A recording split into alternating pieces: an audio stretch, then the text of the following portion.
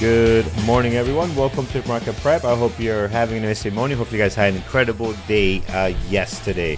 Actually, hope you had an incredible weekend. Yeah, how about that? All right, friends. I know Peter is connected. We're trying to get him on, but I did speak to him earlier. I know he's connected here, but I can't see him for some reason. So we're trying to figure that out, and we'll get this show rocking and rolling. Let's try something else here. I'm gonna try to reset again and see if I can get Peter in with us here. All right, let's see here, connecting.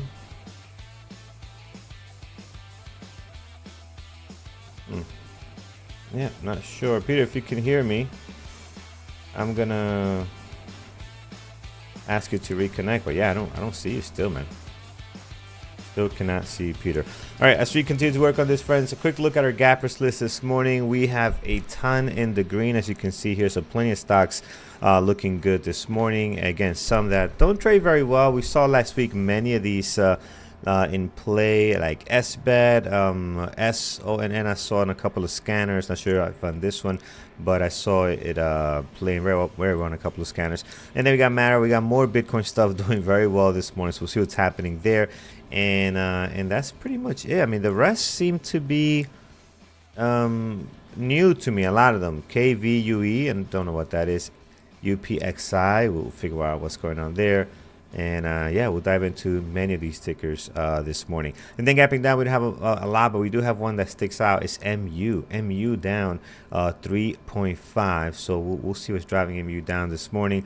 Again, that's a ticker that we know very well. Not a great trade as it used to be, but one that we definitely like to keep on deck. All right, let's take a look. I'm going to check on Peter if he can maybe reset. Actually, Peter, let me get you a link. Maybe you're not at the right link, which I highly doubt it because we do this every day. But let me get Peter a fresh link here, just to make sure we're in the right location. Okay, I hear him now. He's coming in. I hear him. I don't see him. It's a bird. It's a plane. It's... I think I'm here. Dark screen Peter. No, yeah, we hear you, man. I don't know if you can hear us. I think I'm here.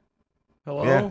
There it is. He is alive. Oh my God. Good morning. What happened? Like, it was the same link. Did you change anything? No, right? I did the exact same thing 5 times, and it took the 5th time it worked. I don't know. Okay. All right. I didn't do anything either, so whatever it is, it worked. Okay. All right, friends, let's get to it. So we went through our gappers list, Peter. Let's go through our U.S. economic calendar, which I'm noticing there's not a whole lot on here today. Oh, you know what? Yeah, that's easy. In fact, it was there's so little happening. I forgot to update it. There's nothing today. That's left over from Friday. I forgot to take that off. Yeah, there are no economic events happening today. So it looks like we're, Carlos, starting another one of these weeks where there's very little right on the calendar. Very little sort of stuff to take the market in any particular direction. I hope it's a good trading week. Last week had opportunities, but I honestly, well, I mean, I think you would agree, they weren't always easy. In fact, at certain points, we were getting so bored, we were doing silly things. So, so true. Let's hope that's not what's going to happen this week. This week, we're going to be much better, though. But yeah, it's so far quiet anyway. So no economic events scheduled for today. I mean, like you said, I do see things on the gappers. It's not like there's nothing moving there, but it's Monday, which means we're probably going to have to wade through a whole bunch of stuff we probably won't like. So I guess we should get to that. Yep, 100%. All right, friends, let's take a look here at what we have going on our gappers list. We'll start with the first one, SONN. So this stock is up. Wow, look at this, guys. Up 196% this morning, 11.1 million shares trade. It's a big, big pop. And it has been as high as 33.30. So pretty high up here. Float on this one is 3.1 million shares flow. So again, a little bit on the lower side, of course, but definitely in play today, Peter. I mean, the big move for them. After I remember seeing this. Yeah, we probably saw it here. When it popped up again back on the 2nd of July, also had a big day, kind of maintained that, and today we're seeing another big pop this morning. So what's the latest and greatest?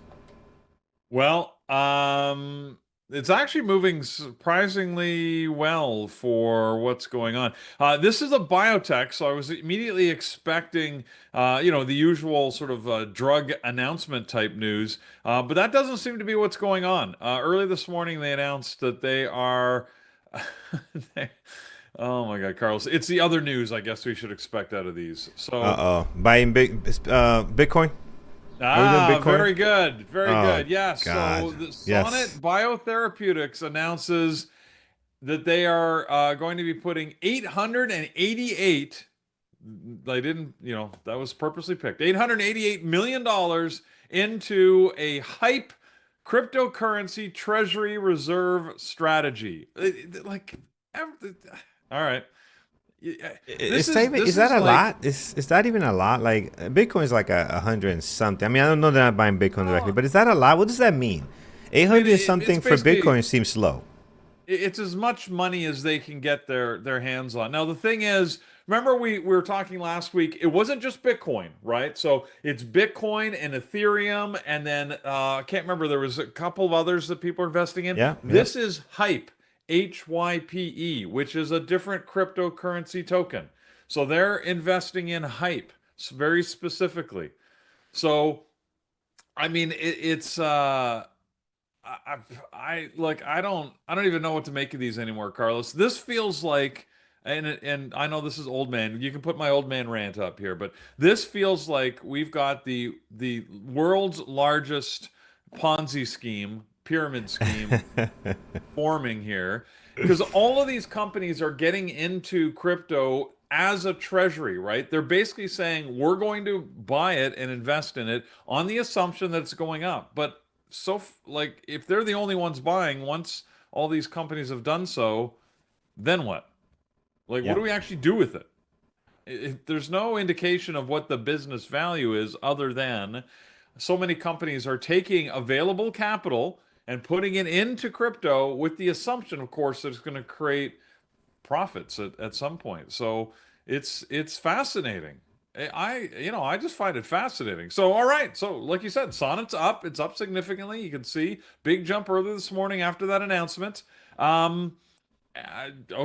I don't know what to do with this from a trading perspective. It's not likely to be a good trader. Yeah, and what a name, hype. I mean, that Hype, kind of plays HYP. into it. Yeah, it kind of plays into it. Like let's call ourselves hype and take advantage of this hype that people are feeling on Hype Bitcoin. But is it's not a the hype.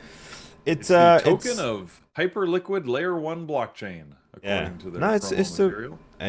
like we said last week. I don't get it, and I don't understand. But it's one of those things where it is what it is, and it just keeps going up. So there it is, friends. That's what's moving this thing this morning. We saw a couple, like Peter mentioned, a couple of these last week.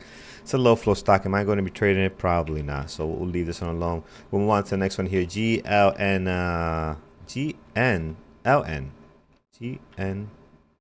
There we go. I got this right. Greenland Holdings just taking off here. Look at this. Wow. Okay. Float on this is 1 billion with a B, so that is pretty massive. Peter, it's not a low flow stock, lower price, but looks to be doing some stuff, man. Did they get some kind of major deal or earning? I know earnings is starting to pick up. We should be seeing some stuff soon happening, but this one is on fire, man. It just got off, so we might not have the news handy right now, as it just took off a couple of minutes ago, seconds ago, really. Okay.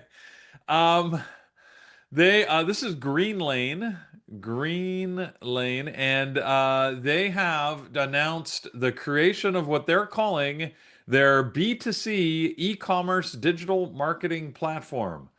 This feels like old terminology, Carlos. We went Yeah, from like hype that's like crypto. yeah.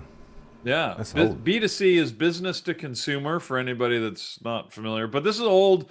This is old terminology. Anyways, but they have created a new business to consumer technology marketing platform. It's a website. I mean, this is, anyways, they've created vapor.com. What do they sell? Cannabis products. This is not So gonna do so well. Why do you think I this is gonna? We've seen what's happened to all these cannabis stocks that they go nowhere. What? Okay, we'll I see. just I just find it's fat. Like their press release has some amazing language in it where it's like they're hyping the heck out of this thing. We have developed an advanced demand side platform for consumer data platform solutions designed to maximize advertising effectiveness and help brands successfully navigate strict advertising restrictions. It's a website. Anyways, good luck. Oh man, this is good. This is great. We're starting the morning off great. The week off great. It's gonna be a great day today. I mean, oh my goodness. All right, let's go to the next Yeah. one. BTCM sounds like some kind of Bitcoin stuff. Oh yeah, bit mining. Yeah, up 30% here, 12.7 million shares traded. Actually, we saw this last week, Peter, if you We remember. did, yeah. It popped up, gapped down, now it's gapping up again. Yeah, I don't know. It's a little bit messy for me. It won't be on my list. Not sure if you like any of this so far, Peter. I um I don't like it. I love the news though. They announced the completion of the second phase of their previously announced acquisition of a crypto mining data center and Bitcoin mining machines in Ethiopia. They also have engaged African princes who have bank accounts that they can't access and need your help. No, I added that last part. Anyways, um, so yeah, they're still staying in the news. Okay, there we go. I don't like it again. Not what I'm looking for here. Let's keep looking here on our gap up list and down friends from tradingterminal.com. This was SQ. Man, these tickers are they're not great. SQNS. Well, what is this here? Sequans Communication.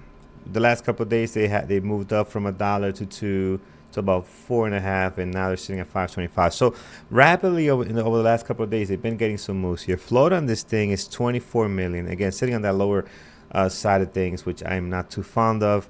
2.2 million shares traded, hard to borrow. I mean, it just has all the flags I don't really like to trade here, Peter. So I won't be looking at it. Not sure if there's anything worth you mentioning it. It just doesn't fit our criteria here. And if you look at the intraday from last week, look how bad it is. I mean, this is not good.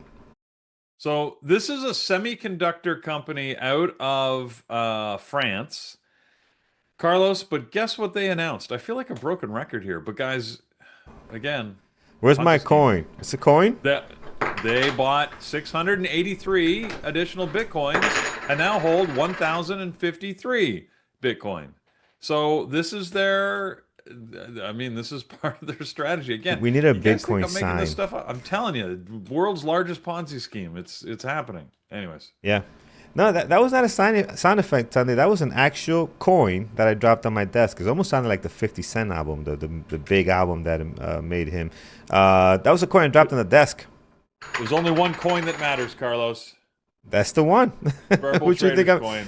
Which do you think We I'm need to dropping? turn this into like our crypto. Yeah. See? That is the It's one I'm only that dropping on the. matters. Yeah, it's like, my goodness. All right, there we go. We're gonna record that and have it ready for Bitcoin stuff. Now, Yeah. So what else? I'm being old man critical on Bitcoin. However, Bitcoin prices, guys, all-time highs this morning. I mean, I can't deny that, right? We are at 121,800 this right now. We're as high. We're about $1,000 higher at 122.9 at the peak overnight. Look, I mean, Bitcoin's at all-time highs. I won't argue that, it's going up. But. Yeah.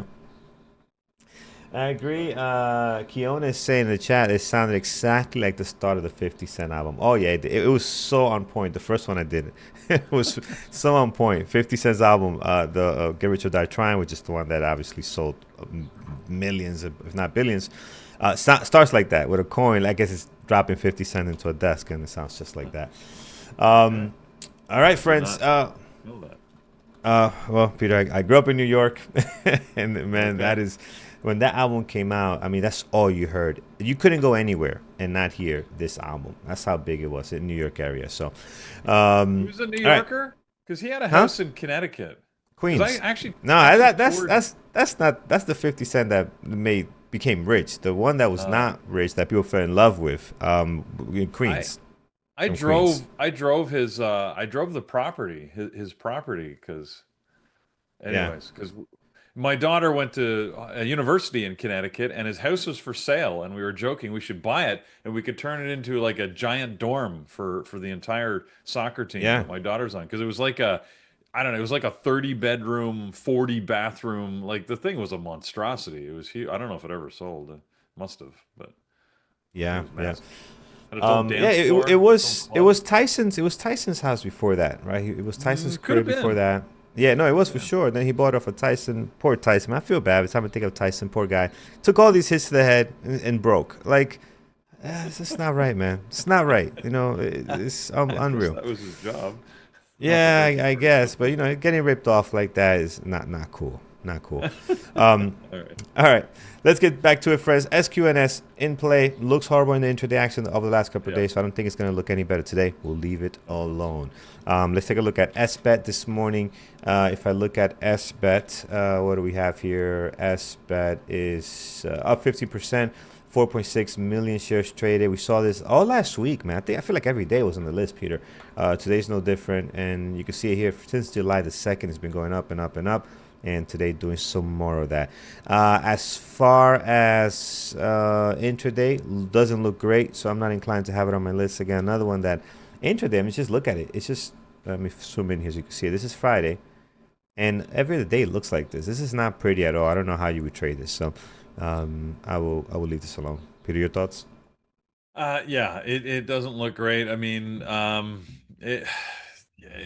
didn't like it last week that much as it was in play then, and I think now we're just on to the second week. Again, they're going to get a little more attention and volume because all of the crypto is rising with Bitcoin at all-time high. But you got the companies like this Sharp Link here, gaming, and others that are, they're all into these treasury strategies, and look, I don't know the reason, but it could very well be, and some of the articles I'm reading are supporting it that the only reason Bitcoin is rising is because so many companies are investing in these treasury strategies, right? Where they're basically stockpiling it, which is just creating scarcity again, but it's artificial scarcity, and that requires new people to continue to gather it. So, we still haven't figured out exactly what to do with Bitcoin. I mean, I Yep. I don't go to the store and buy groceries or anything in Bitcoin, so nor can anybody do that. So buy a pizza. Yeah, you can buy $100 million pizza with it. Mm. Anyways, but yeah, it's anyways, we're still working it through.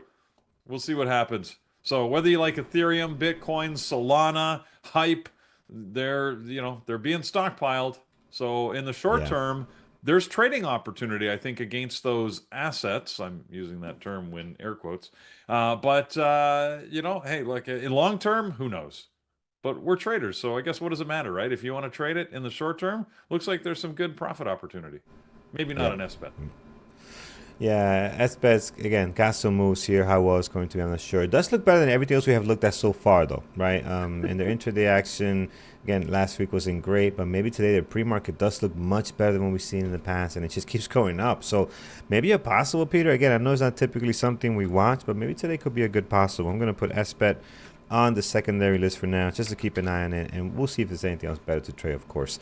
With that, we'll bring in our gappers list. First one on deck today is SBET as a secondary. All right, continuing here, friends. Let's take a look. What else we have? UPXI. I believe we've seen this before. Not an ideal stocks for us to trade. Let's see if it looks any better for us today. UPXI, again, we've just been moving up higher here. 686,000 shares traded, up 10%. I mean, I don't see anything great on this, Peter. Wow, this list today is not awesome. Any news worth mentioning? Guess what they're doing, Carlos? They're Ah, creating a Solana treasury. I mean, this is seems like it. Pick any company on this list. They're creating a treasury of one type, one cryptocurrency or another. This one's Solana. Drop the coins. All right, here we go. So pick your favorites on this. I'm gonna just move on. SRFM. Surf Air Mobility. I remember the name from last week or the week before. Peter, they're back here again today. What were they doing for Surf Air? I forgot what they. I know you spoke about it, but can't remember what it actually was. We did. I don't remember talking about these guys. We probably did. No, we did for sure. I remember the name. Yeah. I don't They remember what they were doing. But 2 weeks ago, they had a secondary offering. I don't see a lot of news on these guys. I mean, I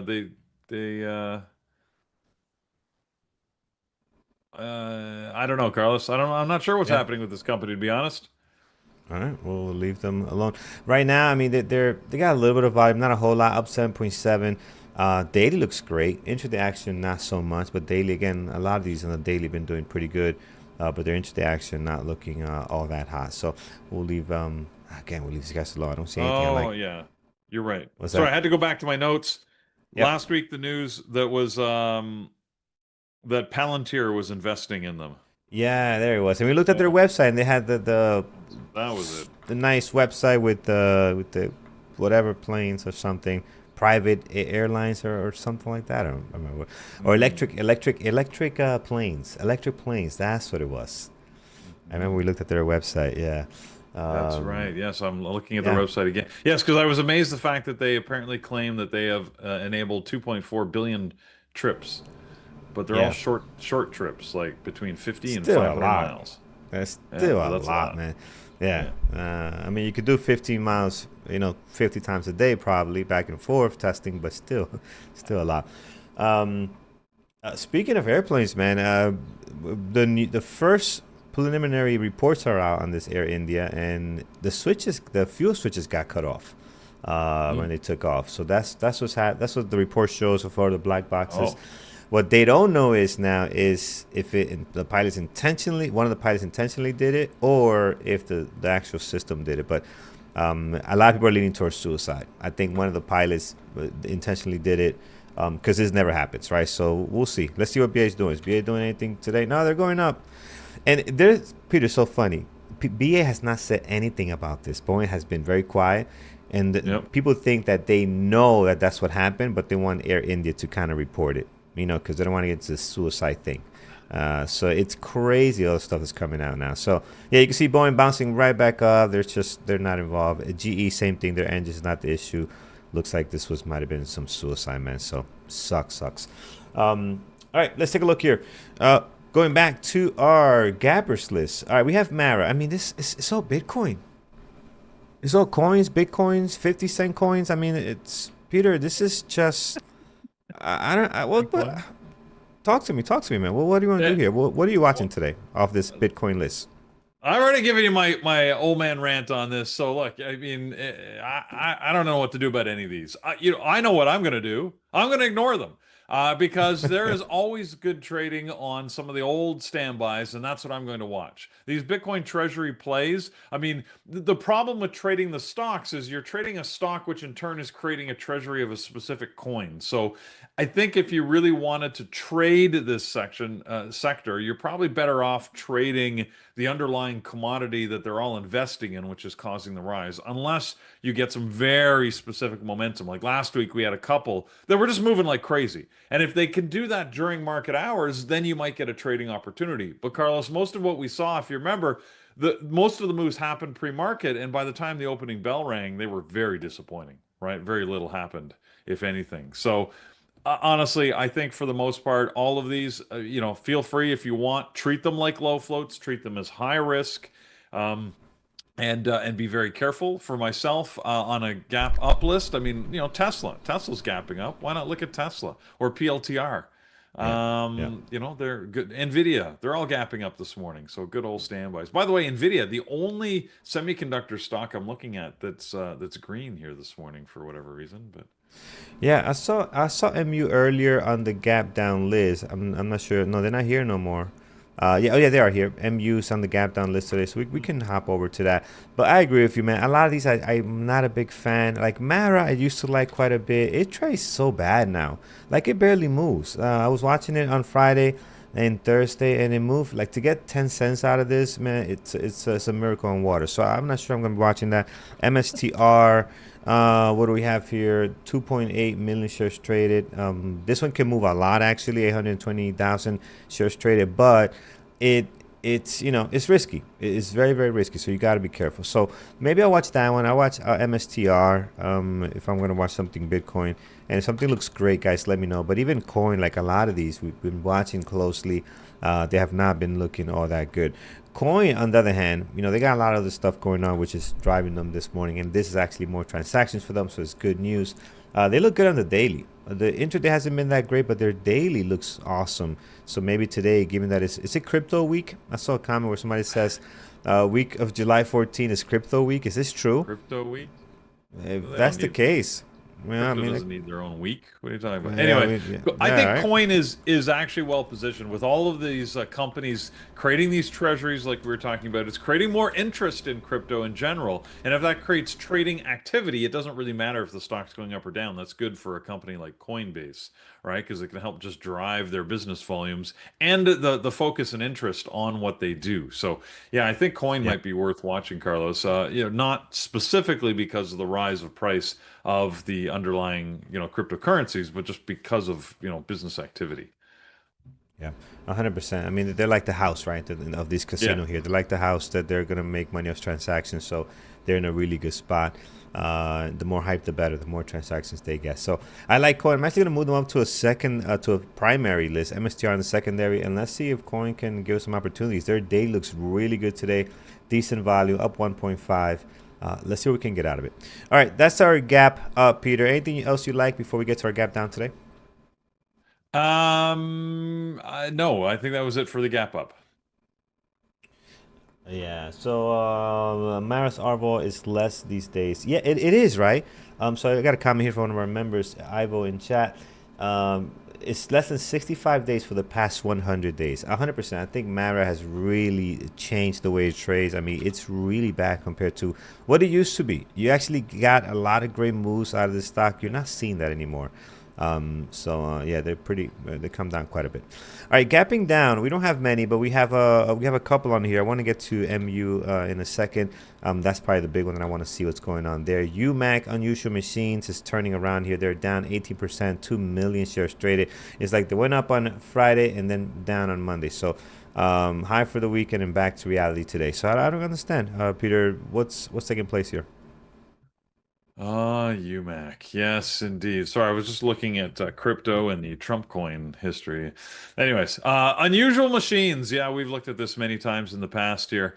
And unusual machines, the only reason they're on the list this morning, Carlos, is because they've got a secondary offering. So they're putting more shares out there. Mm. And at a price, 5 million new shares at a price of $9.70.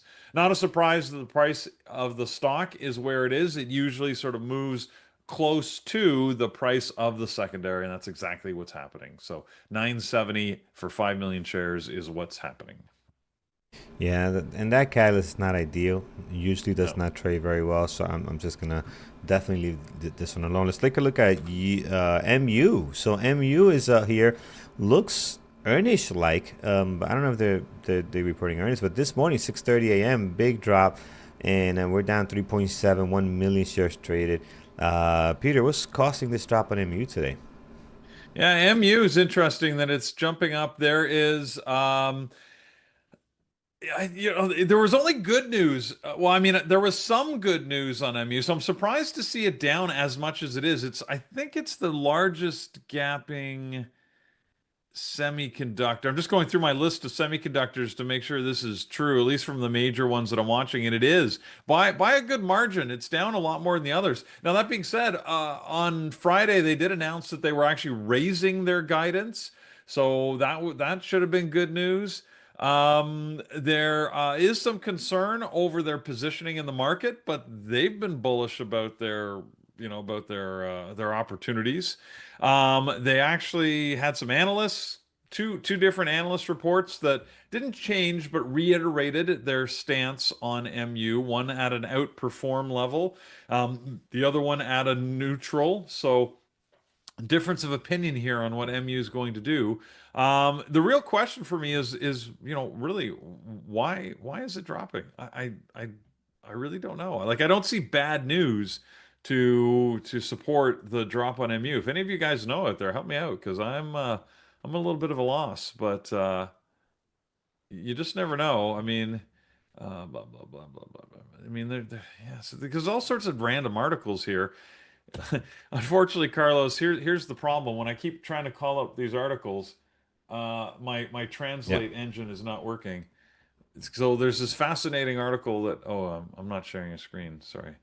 Uh, that I was trying to read. Does anybody here happen to read uh, Korean for me? Because you can help me with this article on Micron right here. Can can you can some?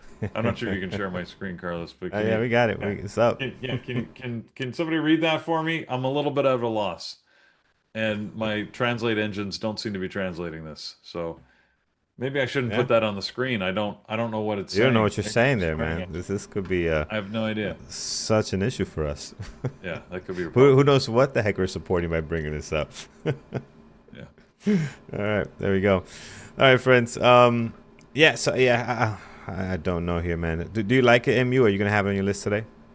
I don't usually like trading it. So I am going to watch it though, just in case, because you never know when MU is going to do something interesting, but it's very rare that it actually gives a decent move. But I mean, it is gapping so much more than the rest of the semis.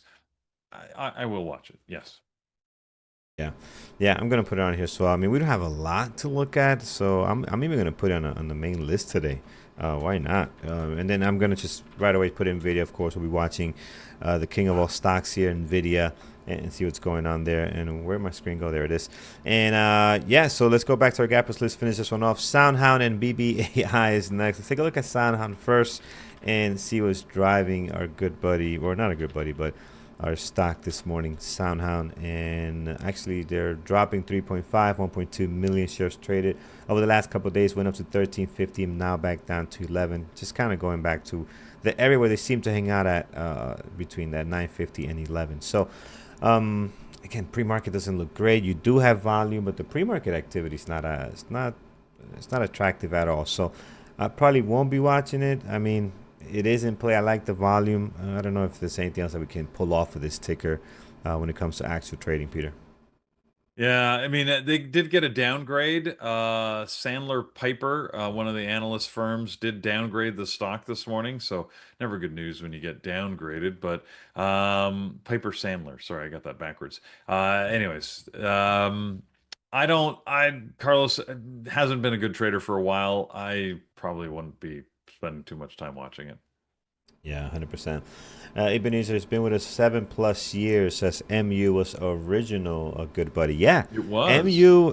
Actually, you know what? We should have a Hall of Fame of all-time good buddies. Like this will be a good buddy no matter what happens years to come, even if they get delisted. I mean, we had a lot of fun with this stock, so a lot of great history and a lot of fun. So, yeah, MU's a good buddy no matter what happens. All-star list for MU for sure. BBAI this morning. Big Bear Big AI Bear. just coming back down here, right? Down 2.3, 2.6 million shares traded. Daily looks great.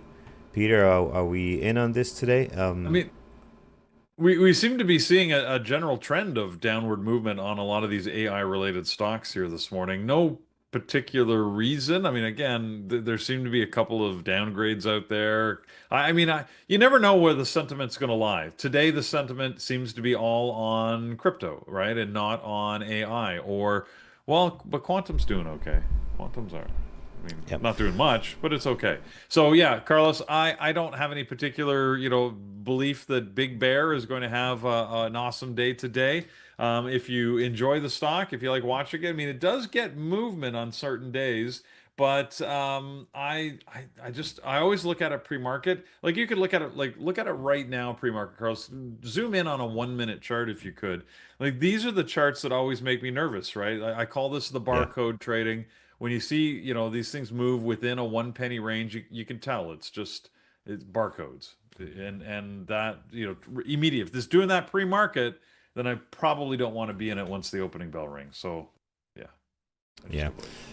Over in our chat, friends, we are aware there's something going on where a few people are not seeing my screen, or they're not seeing, or they're not hearing us. So if you're in that camp, I typed it as well. Just refresh. A few people are running into that situation. It's not an issue; it's a situation. We don't know what it is. It could be you, but just refresh and it should come right up. All right, let's take it. What's happening here? I think that covers our gap down list, friends. Peter, anything else you'd like before we get to our chat? Gapping down. A lot of the sort of the Magnificent Seven stocks are gapping down. Apple, Amazon, Google, Meta, Microsoft, all gapping down just a little bit this morning, but all on low volume, fairly remarkably low volume. In fact, sort of 500,000 shares or less in all cases. So, like Microsoft only has 84,000 shares traded so far this morning. That is very low. So Yeah. it tells me we might be, heading into a quiet open with these guys. The gap down is not that meaningful. But I'm still hoping that we're going to have a good day. It's just might be quiet right at the opening bell, at least for me, because I'm not seeing anything right now that I'm saying I've got to trade this. I got to get in there. So Yeah. Ben says, I am new here. If I have a question, where should I ask? And I just told him, you just did. Right where you did, Ben. Question. Right where you did. Yeah, you did it right. You did it right. It worked. So yeah, ask your questions right there in chat, man. We'll help you out, and members will too. All right, friends. Let's. I see everybody mentioning Hood. We'll look at Hood, and I do like Hood. So if it's looking well, I'll put it on the list. Hood's been very active, friends. So there it is. Look it up. 2.7, 1.7 million shares traded. So yeah, I like it here for possible breakout, and they've just been crushing. I don't know what's driving these guys. I mean, look at their daily. Something just clicked on in April, and they have never looked back. Broke all-time highs, hitting 99, breaking through 100. I mean, they are on fire, and yeah, this is very nice. So I'm gonna put Hood on the main list here today. Oh, I got way too many, so might have to bring that down a little bit. But I do like Hood this morning. Yeah, Hood and Coin are two companies that both act like the house, Yeah. like you said, Carlos, right? Because Yeah. they're the ones that benefit as volume gets traded on all of the areas in all the areas that they're providing services, right? And Hood Yeah. has announced that they are into crypto now. You can trade through their platform and through derivative products and a bunch of other things. So they've been working hard to add a lot of different trading options to their portfolio. Yeah, it's been a good stock. I mean, heck, if you just want to buy and hold, Hood has been proven to be much better than I would have expected, to be honest. Yeah. Absolutely. We'll look at two more, and then we'll head over to our community events announcement. KNW. No. I don't know what is going on here. No slab. this no. This is no good, man. So careful on this. How you found this? How did you run into this? Somebody paid you to look at this? Someone paid you to look at this, because I don't know how you got this. This is pretty intense. Only 9,000 shares traded, up 3.6. Yeah. Halted a couple of times, or not traded. I don't know, but stay away from that, man. That looks dangerous. All right, there this morning. Oh, look at that. There's up 247%, 24 million shares traded. It might not be on our list because the ATR, remember these scanners, I have an ATR of 50 cents plus. So this one, since it doesn't trade much, it doesn't have a 50 plus cents ATR on the last 14 days. That's the reason why it's not on the list. But if it continues to go up there, it'll break that ATR eventually. Peter, this is in play. I don't know what's driving there. It makes me think of Dare Not to do drugs. Remember those campaigns? Dare? They have an accent on the E, so I assume it's Dare Biosciences. Anyways, I've been missing this news on the Monday, Carlos. They have positive phase 3 trial results for a drug called Ovaprene, which is a novel hormone-free contraceptive. So usually Monday is right, all our drug trial news, and we haven't been seeing it this morning because probably crypto squeezed it all out. But anyways, here you go. Here's one. Phase 3 trial of their contraceptive for Dare Bioscience. There you go. All right, in play, friends. I mean, it's what's the float on it, Peter? You have it handy? I don't have it. I'm gonna put it on my list. Yeah, I see it at 290,000 shares. Oh, okay. Yeah. That is extremely low. That is extraordinarily low, yes. Gonna put it on my list, entertainment purposes only. I mean, again, I won't be trading that. That's way too low for my taste. So again, if you like it, if you like that low flow stuff, that one is clearly in play. Friends, over to bearbertrades.com. Click on webinars so you can always see what's happening for the next 2 weeks. Today is Monday as we kick off this week. Here's what's happening on our schedule today. Oh, and I misread Dare, by the way. It's 8 million shares. That was the short float, which, anyways, never mind. Still low. Doesn't matter. All right, welcome to Monday, everybody. We do have our courses, as usual, on Monday. I'll start in the evening today with the onboarding class, because that's really the main one. If you're a new member, maybe like Ben or others, first time here, then you want to join the onboarding because it gives you a good opportunity to get oriented with all we have to offer here at Bear Bull Traders. Helps you understand the community, how to take advantage of it, and how to get engaged. You can also get information on, where do I get started in trading? How do I sort of get myself going?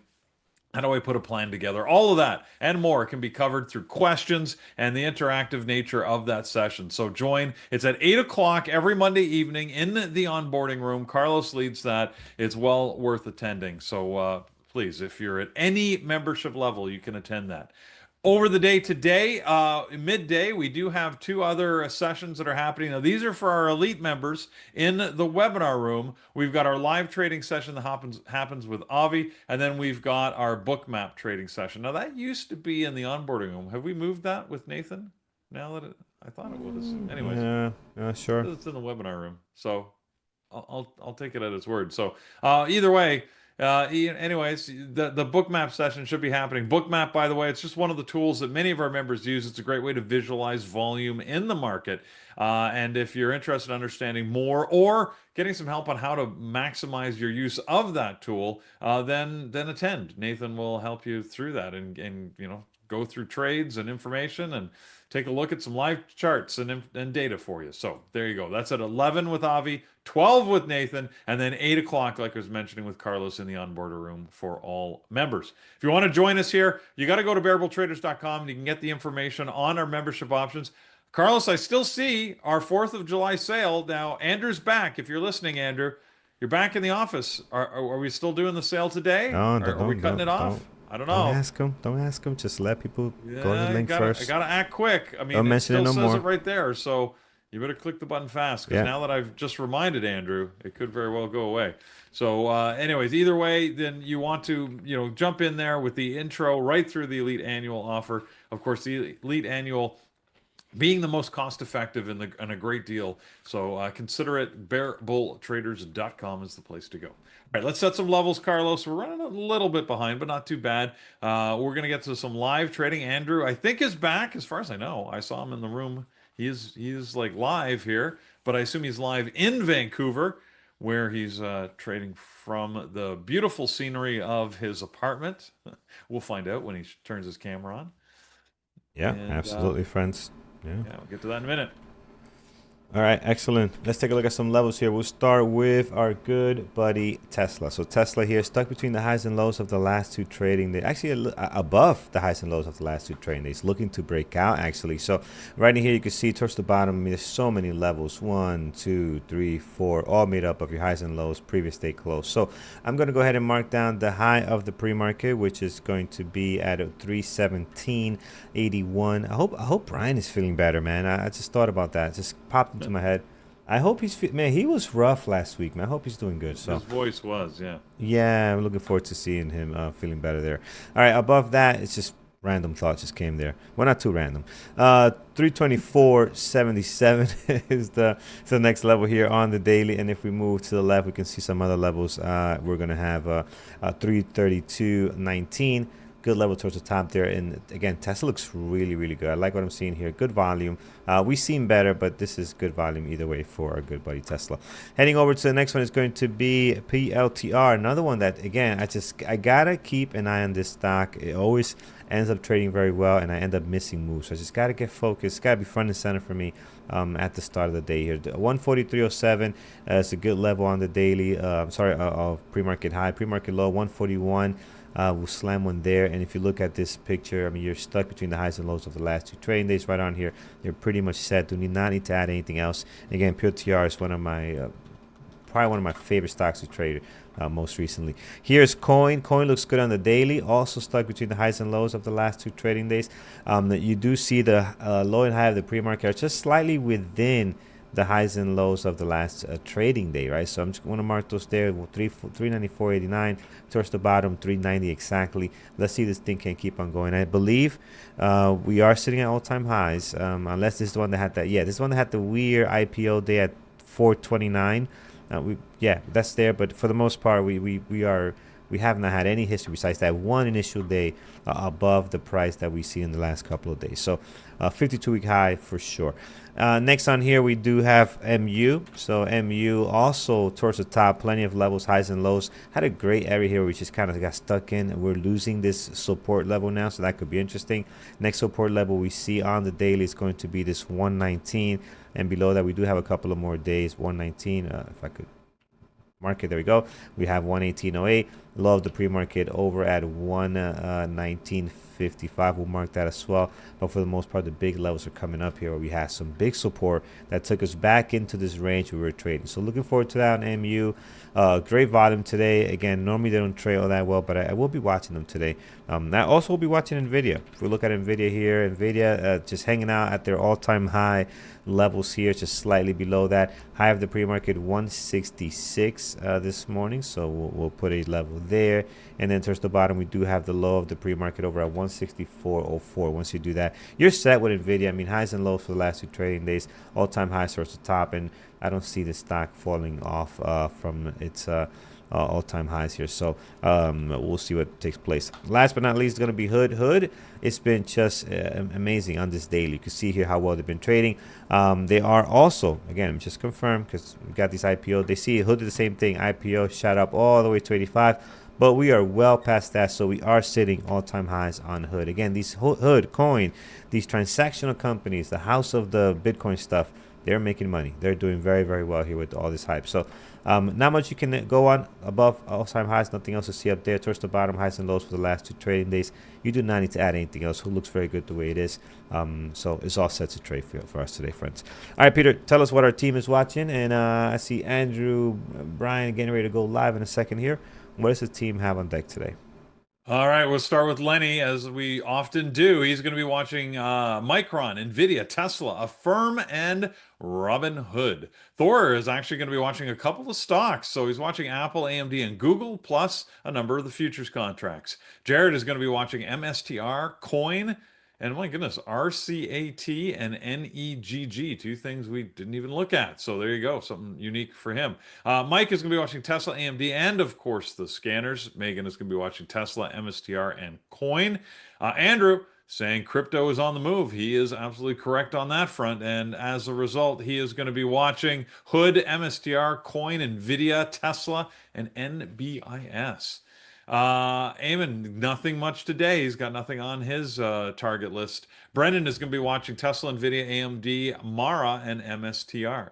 Gary, he's looking for some long bias trades on crypto potentially, and PLTR, where he's short biased. I've got no IPOs to tell you about, not a surprise, on a Monday, and I'm going to be watching Tesla, Nvidia, PLTR, AMD, Apple, and Micron. Last but not least, Brian will be trading live, hopefully with a normal voice and feeling awesome. He's going to be looking at Nvidia, Tesla, Hood, and of course the market indices overall, SPY, and the triple Qs. So that's what we got, Carlos. Everybody, Carlos's list is at the bottom of the screen. You can see it there. Oh, he's actually watching .a there. Are you actually going to be watching that, or is that just, did you just put it there? Entertainment. More entertainment purposes, really. Yeah. Right. All right. All right, friends. We'll see what happens. Andrew's ready to go There he is. here. Look at that. He's home. Yep. Beautiful. We're And gonna his plants are still chat. alive, Carlos. Don't go to his plants. I did that one time, and he got on me, man. We were hanging out at his place. It was late, and he was like, I asked him, "Hey, Andrew, how do you take care of these plants?" And he looked at me with this look. He's like, "What do you mean, man? You think I don't water my plants?" And then the other person says, "Don't listen to him." The first time I met Andrew, the second time I met Andrew in his house, he said, "Don't listen to him. His maid takes care of them when he's gone." I'm like, "Okay, that's what I was asking. I did not mean to insult him." Take care, guys. Stay safe. I know you can, man. I know you can.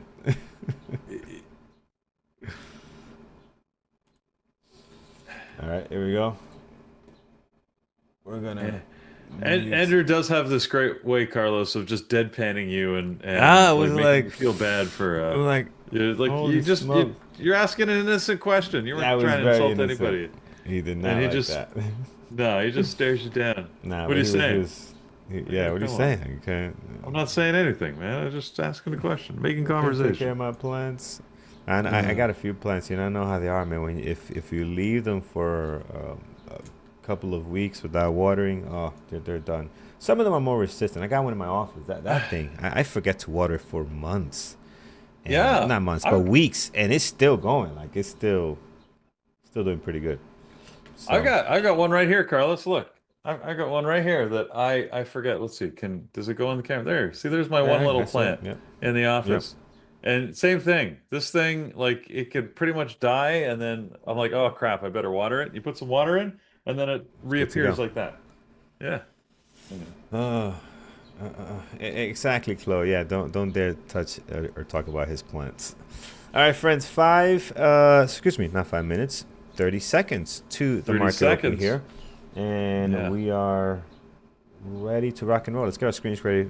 Um, Oops. 1 minute, 5 minute. Peter, we still remember our infamous Thursday, non-discipline day. Oh my So we are goodness. going Do to we ever? remember that. And then we're going to remember Friday, how disciplined and great we were on Friday. That's what we're going to try to kind of emulate today. So good trading, following the rules, discipline, all that fun stuff. We need to make sure that is in play this morning. Tesla, PLTR, ding, ding, All ding, right, ding, there's the ding. opening There we bell. go. Yeah. See what we get.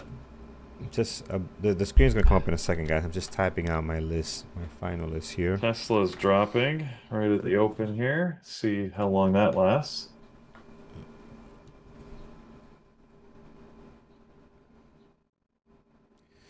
All right, as usual, friends, I wait 3 minutes after the market open before taking any trades, kind of let things settle down a little bit. Strategies I trade, 5 minute ORB as usual, and also looking for any VWAP breakdown or breakout that could take place prior to that 3 minute mark. In some cases, I do anticipate a 5 minute ORB, which between minute 3 and 5, you could catch some of those. I was just gonna try a little trade on Tesla long, and it literally popped as I was about to hit the button. So I'm glad I didn't hit the button because I probably would have got filled at the high here. Tesla's on the move. Rocking.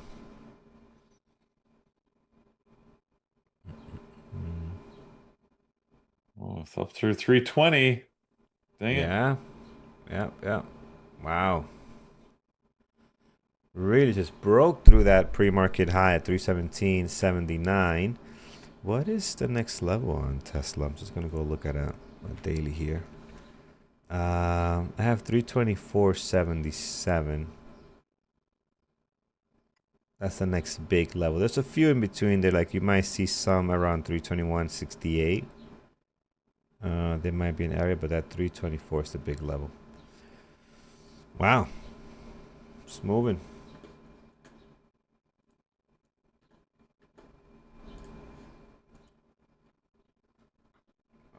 It's POTR pushing. How you friends doing on YouTube?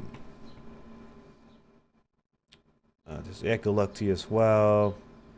Why is MU so weak? Yeah, MU's not doing good today. POTR on the move. Halted at 17, huh? SONN.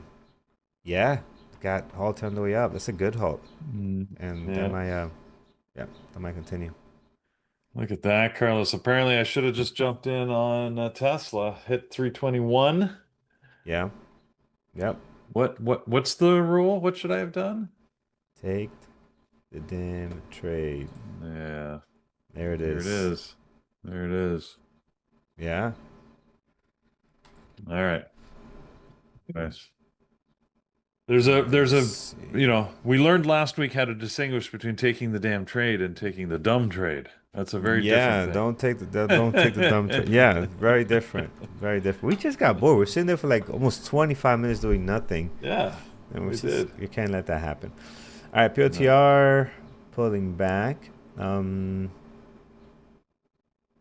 we see strength here for a possible breakout? MU really weak, also pulling back a little bit here. So, Meta's moving up a little bit here this morning.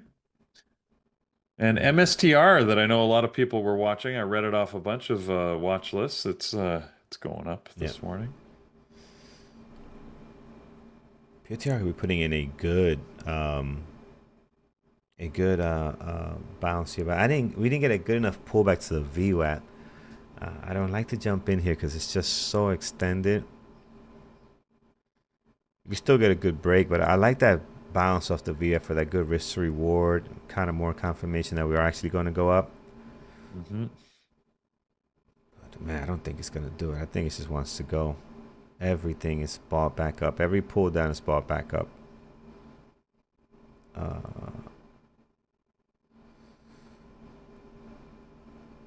Let's see, we're coming up on minute 5. So I do like PLTR quite a bit here for a long. I'm looking for a long, but let's see if we can get a better pullback. We also got to be careful too, because we've seen this a lot where it goes up and then it just slams back down. It's a short. Like I feel like we've seen that a ton on PLTR. Yeah. So we got to just be ready to stop by if it's not going to work here. All right, we're coming up on minute 5.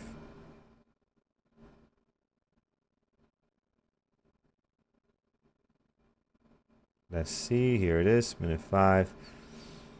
I'm gonna go long PLTR.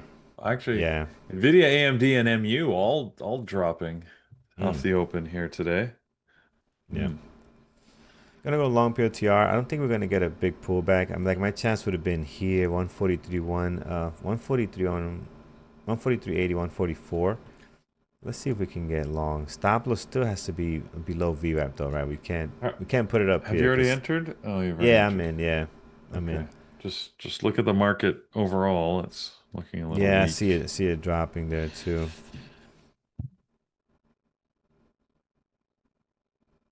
Let's see if we can get something out of PLTR. Stop loss below. We have 143.40. So I gotta give it a buck at least.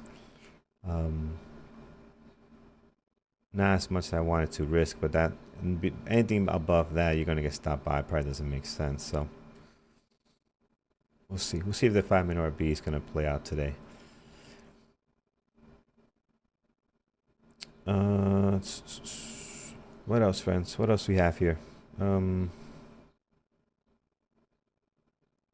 Hood is green still.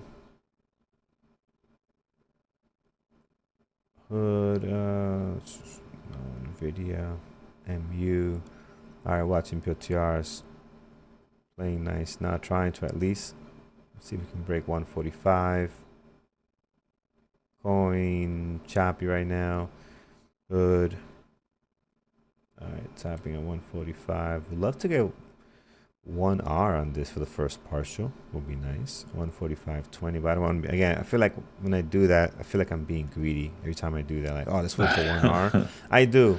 I feel like it's a smart thing to do sometimes, but okay, this is good enough. 1R here. So we'll definitely take in one. I'm going to take some more off, guys. This is a big move. And then after this, I promise I'll be more patience with the partials. Yeah, because I look at it, I'm like, man, if I just waited a little bit longer, this could have been that. And we got a good cushion here, which it's important. Like, it makes it easy to hold on if you got a good cushion, and if we can continue, that'll be great.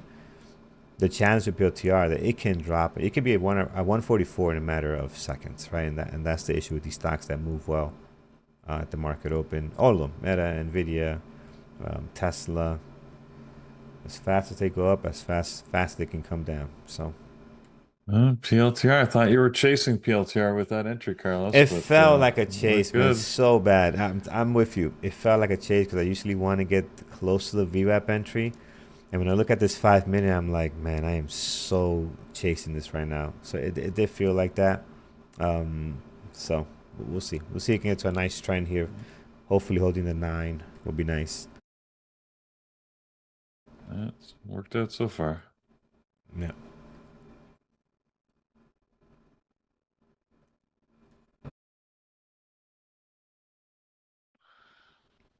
All right, let's see.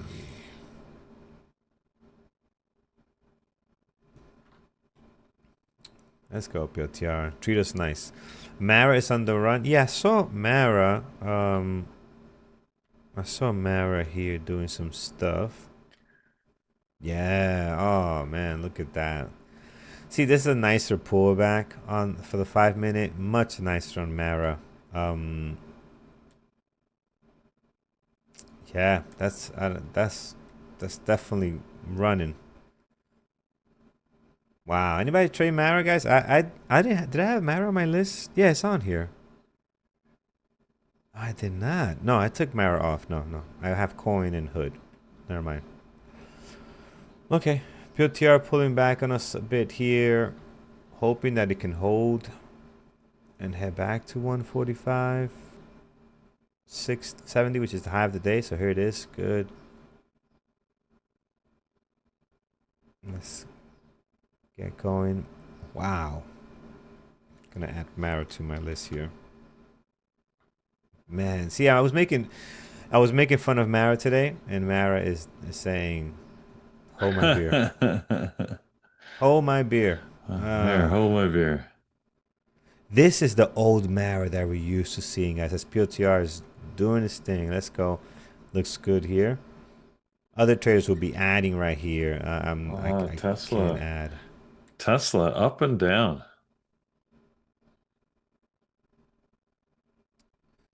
Let's go. We've got to break this 140, 145.20. Set the next level. Let's break through that. Struggling. This 145.20 is it's an issue for POTR.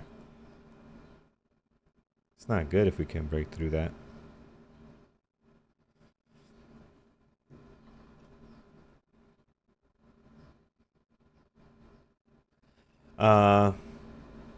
The pullback was so nice. Yes, on Mara, 100%. The pullback was much nicer on Mara than on POTR. But you don't expect Mara to trade the way it did. You don't expect those moves.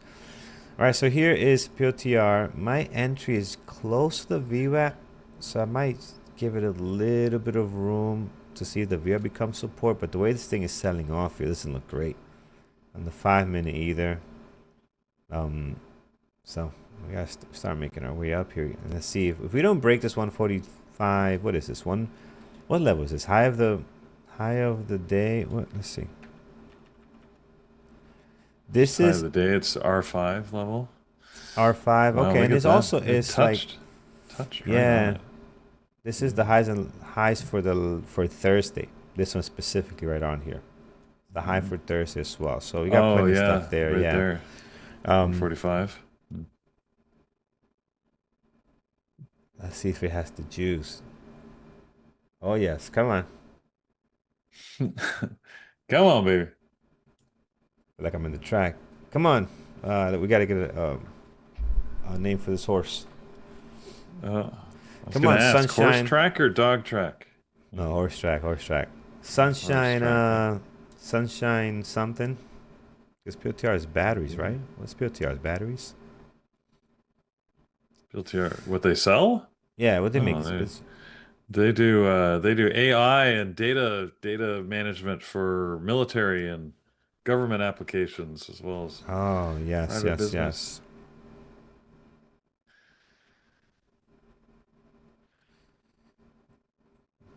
I'm struggling. I don't like this. This was the candle to make it happen, and you're not making it happen. That was it right there, and you're not doing it. POTR. Yeah. Want to get out? Yeah. We'll get out. Break even. Don't play me off the VWAP.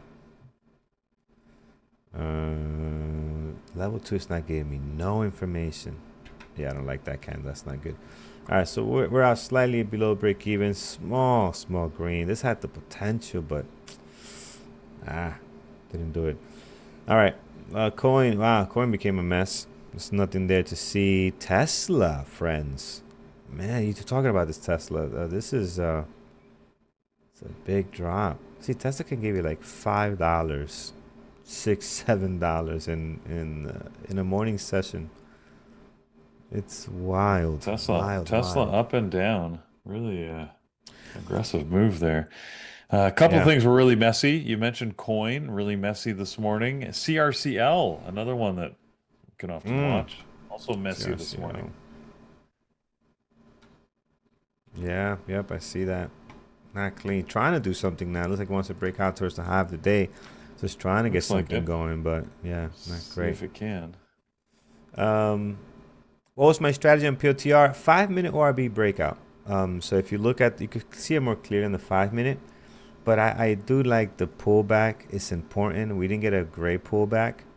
Like we got a little one here, but it wasn't great compared to how size of this candle was. So, but it turned out good. We got to 1R. We just didn't get the continuation. You can't control that part. But yeah, 5-minute ORB. As you can see here on the pullback, I tried to get in. I could have had an opportunity to get in a little bit earlier, but I wanted something more close to the VWAP.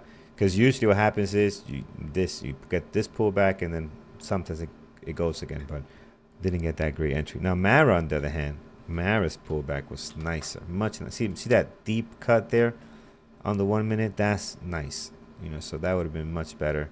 And this is trading well. Also, this also would have been for a 5-minute ORB break. All right, so that's the strategy there. Coins messy. MU trying to find support here. Nvidia also feeling the weight here as the market sells off. Hood actually not that great.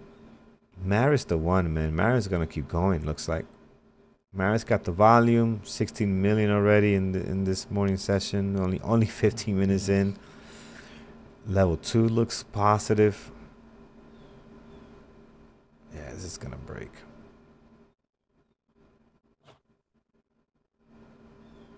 Level 2 looks really good. Wow, big sell-off on some of the semis here with the AMD and Nvidia. They really moved down aggressively this morning. Yeah. Friends, Andrew is Apple in also. on Mara too. Andrew is in on Mara. Apple, you said? Yeah, Apple also moved down heavy this morning. Here's a look at Andrew's trading this morning. So he is in on Mara. Added a couple of times there, and man, we could possibly gonna see a good breakout here. So he's gonna do very good on this one. We get 2160. Let's get the ball going there.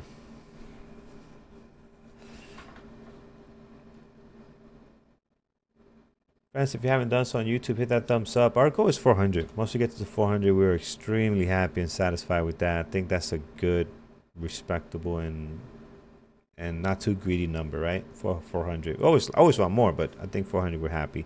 So we're sitting at 213 right now. If you could help us get a little bit higher, that'd be awesome. We have 1,000 people watching, which is amazing, really. So thank you for tuning in. But yeah, hit that thumbs up. We really appreciate it. She's got 10 cents on Mara. That's good. That's good. 10 cents. I mean, today depending on your entering strategy, you probably get a little more today. But normally they don't trade that good. So let's see. They're moving nice today. Coin is just brutal, guys. You seen coin lately? This is it's stuck in a $6 range. $3.98, $8.50 probably, and $3.90. I mean, it's just, don't get me wrong, that's still a very large range. You caught 32 cents on Mara. That's really good. On a $23 stock, you catch 32 cents. You're doing well.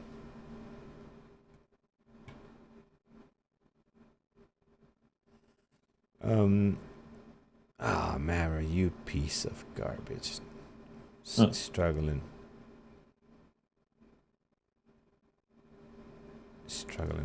Peter's quiet. I think he's trading MP. Let's see. MP. No. You're sure MP?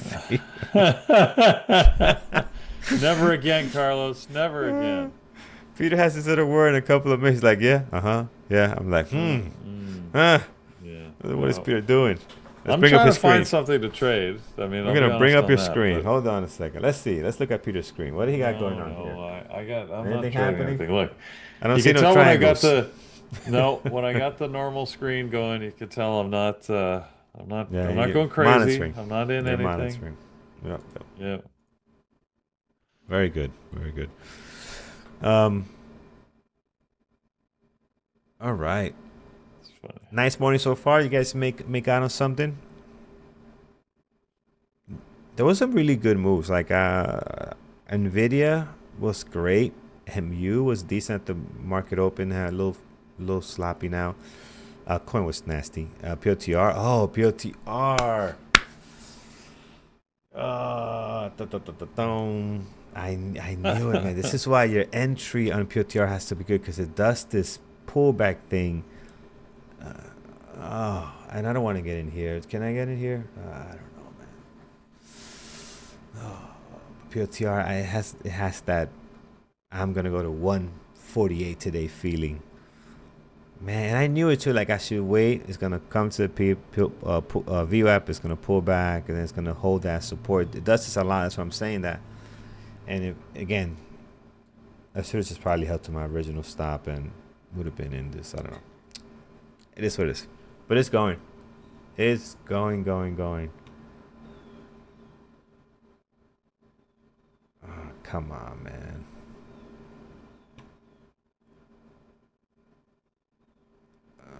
Anybody stayed in PLTR? Did you get a good entry? Still in PLTR?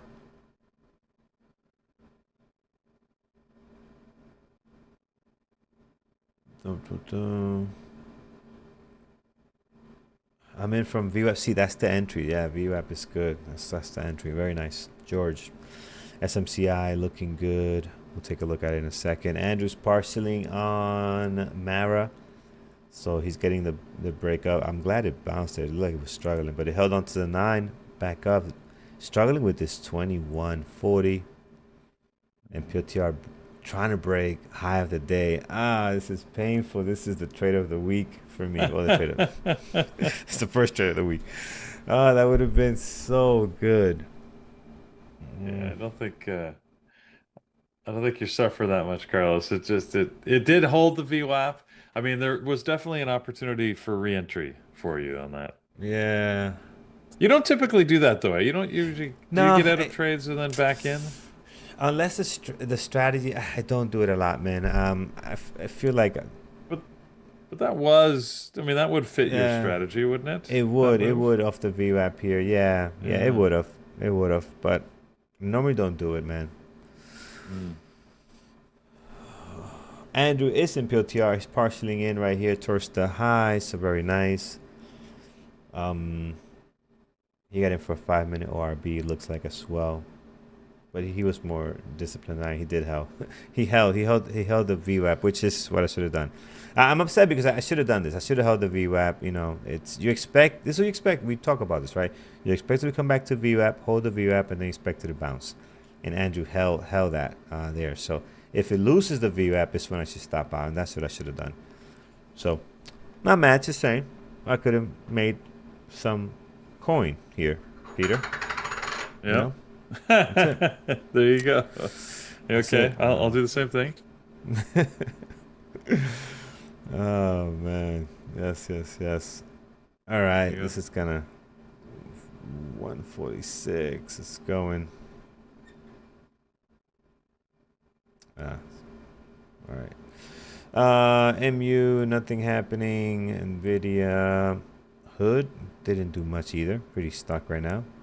Mara's pulling back a little bit. What I have LHO hologram. This is probably from last week. It's not really in play. Let's take this off. Hologram.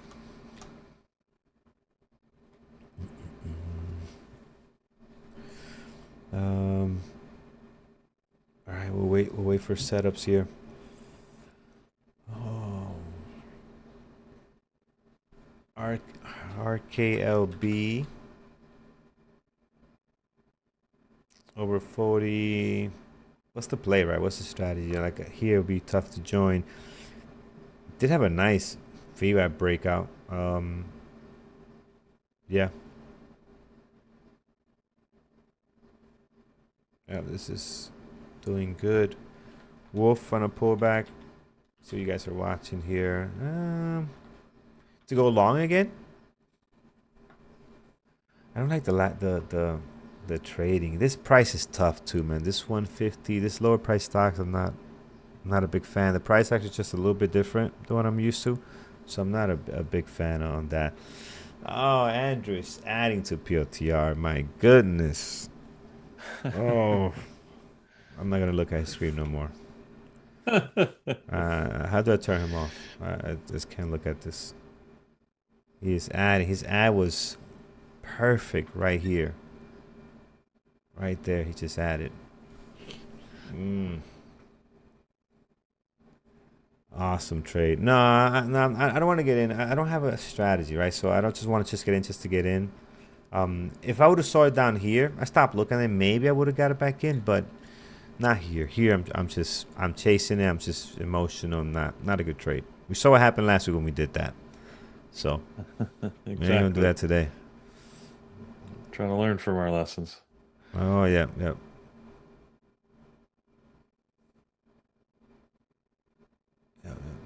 See, adding is different though, right? Getting here and adding is much different than starting a new position here, right? So that's because your average is still much lower and you can survive some of the pullbacks, right? So very different.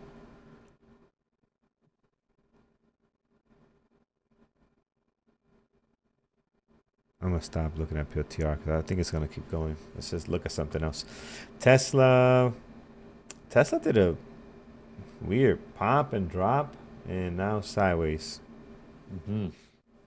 Nvidia near VWAP. Let's take a look. Yeah, I like that. Let's see if we get something out of it. Kind of stalling though, right? It might actually head lower depending what it does here. But yeah, Nvidia looks good.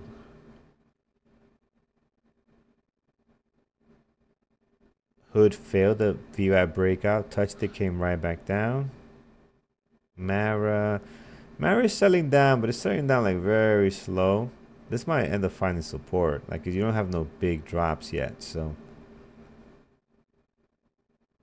it's still a healthy pullback to this point.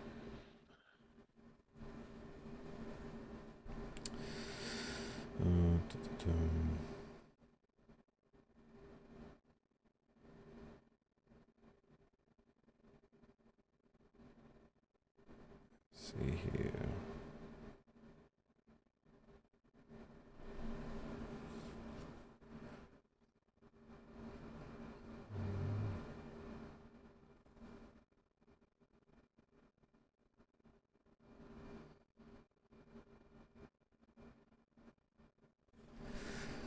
All right.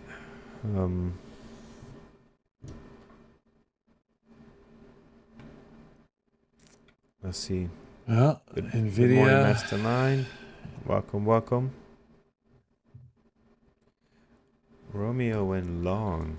MU. Let's take a look. Long MU. Trying to get here above the VWAP. 5 minute looks good. Looks like it wants to go higher. Let's see, the VWAP is not going to be resistance for it. Let's see if we can actually push through that.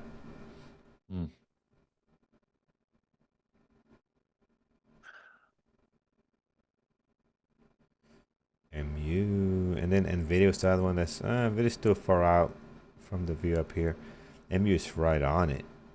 MU is right on it. So long looks good. If you're long here, it looks like it wants to kind of get above that VWAP. It tested it once here, didn't sell off, right? Completely. So it's coming back up. That could be good if you're in it. So let's see. See how this plays out. Very low volume though. You can tell by the way it's trading, you know, compared to other things that we're used to looking at. The volume is very, very low on this thing. How is our hype stock? SONN. All right, so it Yeah, hit. not so good. Yeah, Halted 3 times already this morning. yeah, So, yeah. Now halted to the downside. That's not yeah. good. So it's in its fourth halt. Yeah. So that's not so good. Yeah.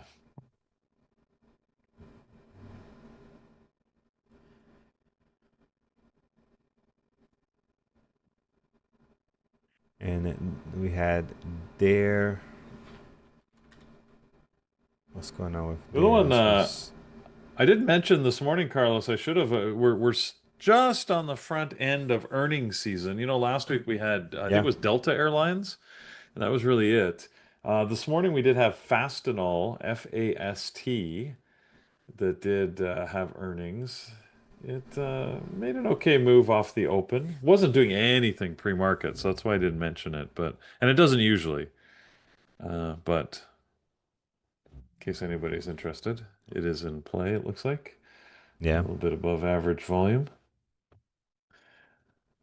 FrenchTrainTerminal.com. We do have our calendars up for earnings. Again, we're gonna start kicking these off. Now I see Citibank, West Fargo tomorrow, JP Morgan. So tomorrow morning will be interesting with the banks. You see all those there. What else we have later down the week? Airlines United. We saw some action after Delta last week, and then we got what else? Goldman Sachs. Trying to pick off the big names. Johnson and Johnson is pretty big. Netflix on Thursday after the close. Hmm. Maybe we'll do that live. We'll start doing our stream lives again for big names only, right? Like Netflix, like the big guys after hours. So Netflix is definitely one of them. Um, and yeah, should provide some volatility. Looking forward to it. I like the way they did this now. Very clean. All the information. You can click down here on earnings. You click what companies are going to do the IPOs today. So pretty cool. You can see next week. Oh, not available yet. Oh, sorry, that's IPO, so that would not be available every day. Go earnings. No. Yeah, that shouldn't be available every day. Verizon. Mhm. Yeah. Okay. Cool. All right. What link is this? TradingTerminal.com. Head over to TradingTerminal.com. We'll put a link on the bottom there. It is our website for all trading stuff. Simulators, replay simulators, scan. That's the scanners come every morning. This scanners I'm looking at is from Trading Terminal as well. So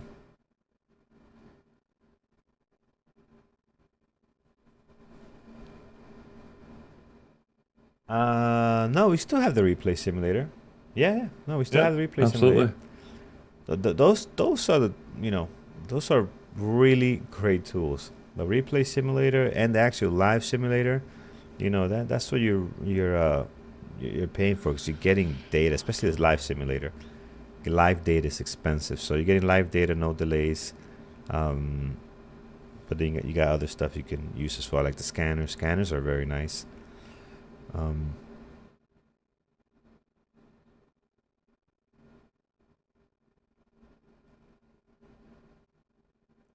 yes, it is. Yes, it is.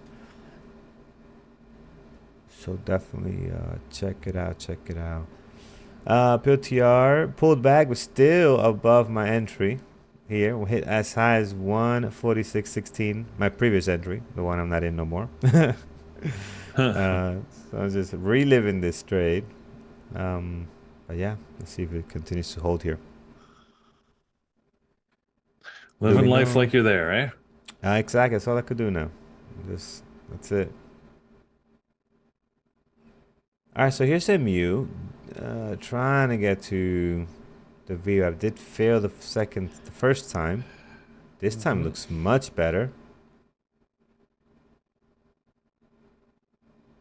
Mm. And we'll see if we can get a view at breakout. It'll be awesome on this thing.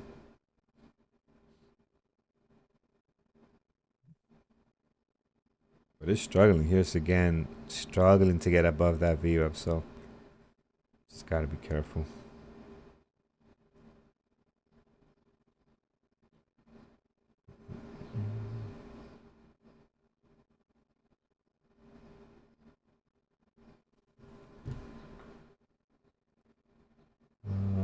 Let's see. Anything Well, else, I'm glad friends? What is?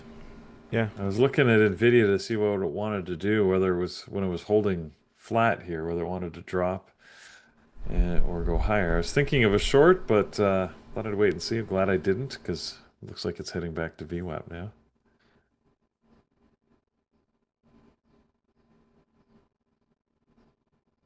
Hmm.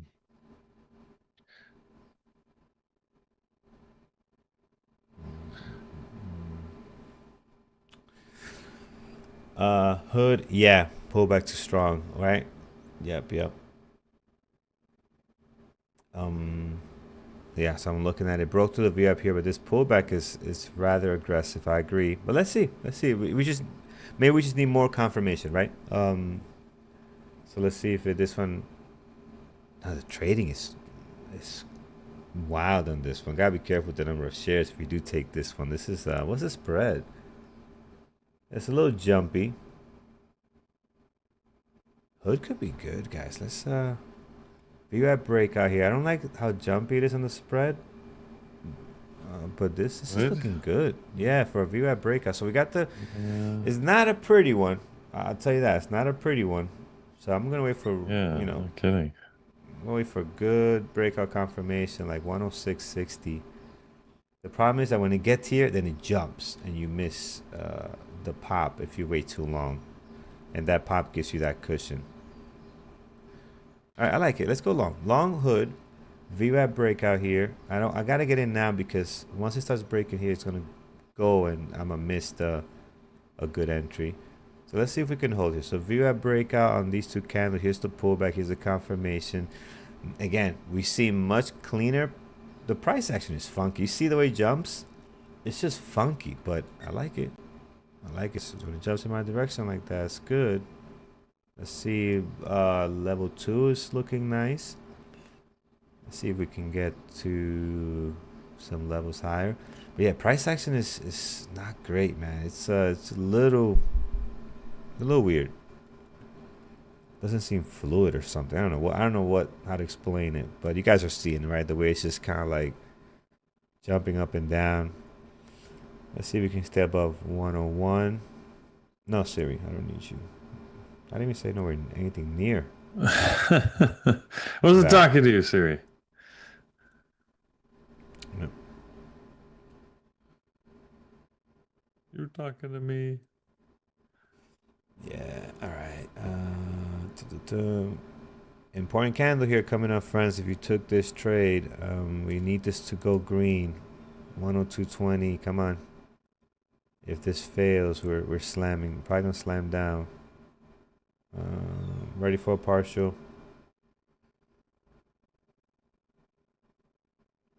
This candle is struggling, and with this weird price action, we could be below VWAP pretty fast. Let's see if the buyers want to come in. Weeble is busted today. What happened to Weeble? How they got busted? They did something wrong? Or they just trading bad? Give me 1 second, guys. Peter, I gotta take this call. My dad. Oh, okay. Carlos talked about that. It's the parental hotline. He always takes the calls. All right. Well, we'll see what the hood trade does for him. There you go. Just got over 101. So that looks good for Carlos. I don't know. Where did Carlos say he's going to take a partial? I don't know. He missed it if he was going to try and get it over 101. But anyways, hopefully it goes back over and he can take advantage of that. Be good if we could get over to 101.60, I think is, that's the high of day. That would be a good area of support. Could turn into support anyways. We'll see.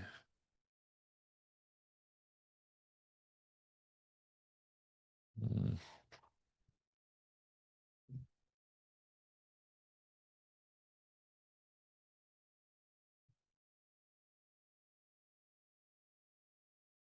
Yeah, Hood is look, Hood's heading in the right direction. It's just doing it fairly slow. fairly. It's like coin is just so ugly. I mean, it's moving higher, but in a very ugly fashion. I can't change the charts here to show it to you guys, but coin is not pretty. Looks like SONN. Open again. Trading lower. So like a lot of these, we talked to you about these in the morning a lot, right? You get these things that are flying high in the pre-market, and then the market opens and it's not good, right? Just not a great trade. Watching Nvidia here. Nvidia was not able to break this VWAP.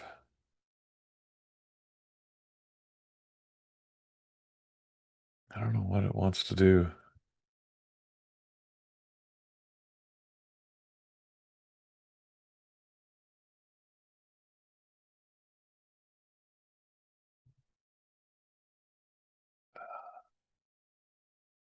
I still want to short Nvidia. However, I'm seeing AMD above the VWAP, and I don't know where the market wants to go. The Qs are looking a little bullish, so I'm not going to jump into Nvidia at this point.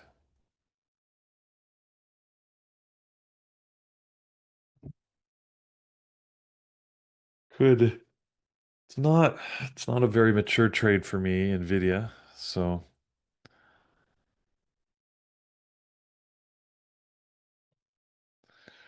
just wait on it. Wait. What is Hood doing? Hood is just hanging around here. Doesn't look like Carlos is paying too close of attention.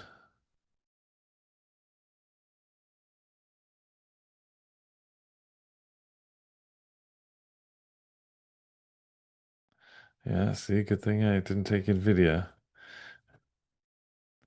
It doesn't look like it's ready yet. Didn't give a strong enough signal. Signal. Got the letters in the wrong order. Put the emphasis on the wrong syllable. Not really, but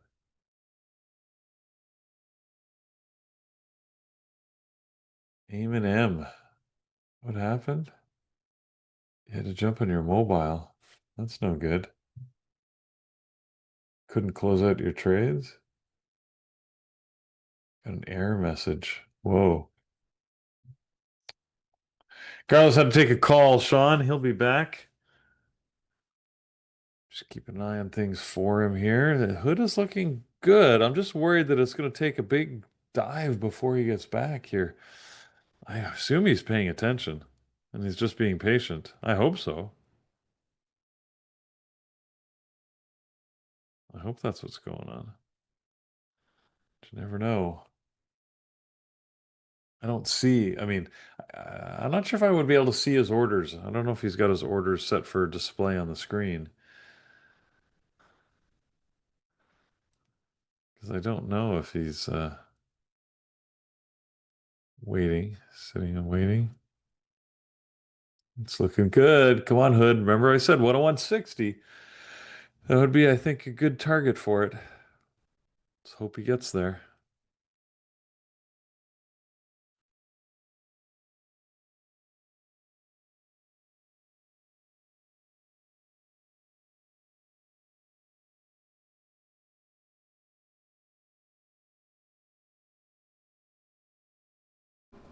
All right, Peter, what we got here? He's right, back. Hood. Very nice. Yeah. Let's we were talking about your trade on Hood. Yeah. Oh, you did partial, eh? Oh, yeah. I'm gonna put. It looks like it's struggling, right? I mean, I don't know. I don't like. That's what I was saying. I said, I bet if you were here, you would have partialed, but I was hoping that maybe I you would were have just being patient. No, I would have partialed. Definitely would have partialed here and even up here, for sure. So I'll do it now. Hopefully holds.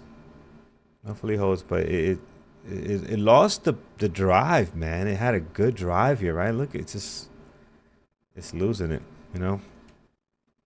I was watching. I didn't completely walk away. I was still watching it, And I just saw the Right. drive kind of losing it, but I wasn't like at my station. So,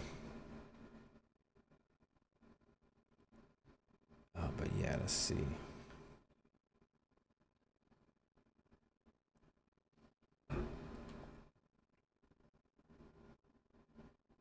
Let's see here. Tesla just bouncing its way down to Friday's close. Yeah, yep. All right, let's go, Hood. Let's get us. We have day yet? No, not yet. All right, so we got potential. 101.60 would be great on Hood. Yeah, Jasmine. It's again, when we got in, it looked great. Like I thought at least 101 this level here 50 or so, 101.50 at least, but it is kind of hit a wall here.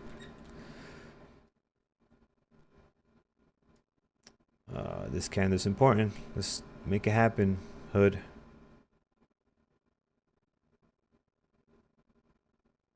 Need this one to go up. Or else buyers like myself start getting a little worried.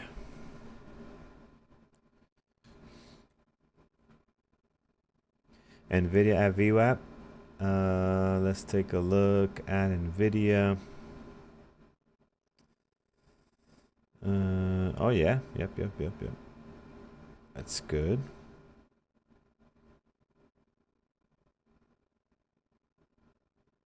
Nvidia.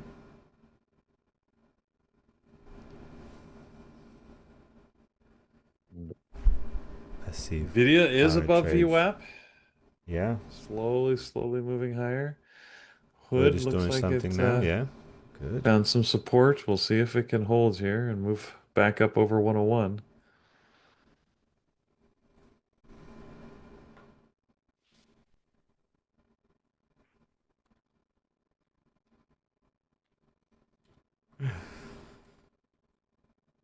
Yes.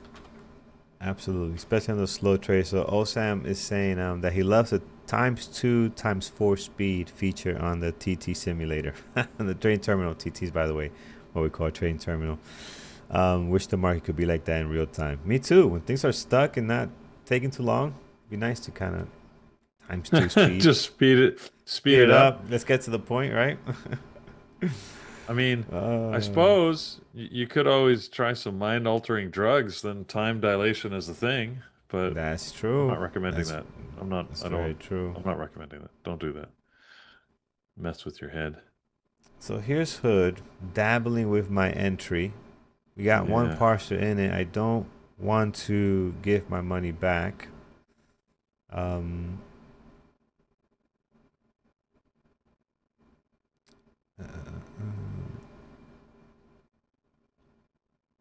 It's not looking good. It looks like it's gonna sell off. Yeah. It's not. Yeah, it does looks now. like a drop is coming. I don't think this is gonna be support. We're in a downtrend. I don't see a reason why this will hold. Level 2 is not giving me anything. Ideally, we want to hold to VWAP, but I'm in already here. Well, maybe things are changing. Let's see.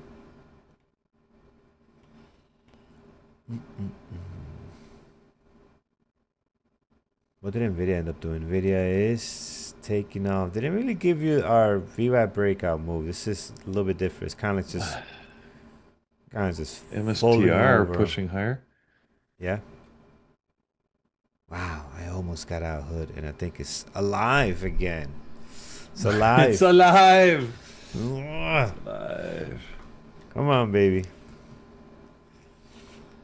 Let's see if it can hold.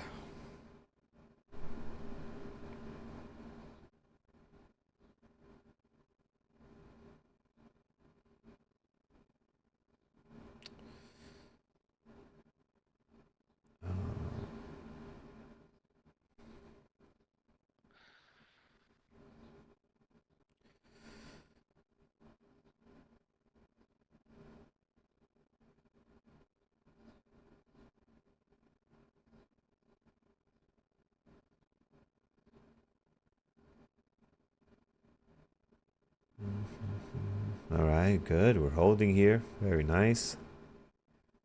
Oh man, this is awesome. Let's see if it can go.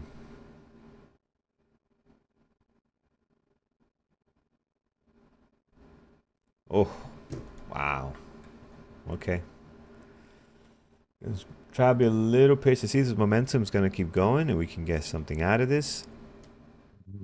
There you go. All That's the right. pop you wanted, eh?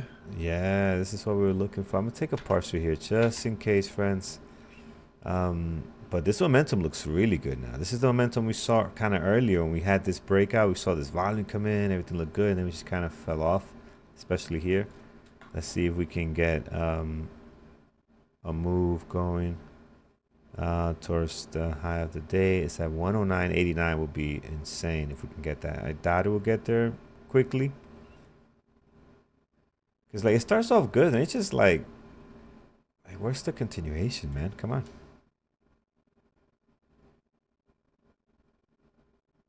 Let's see.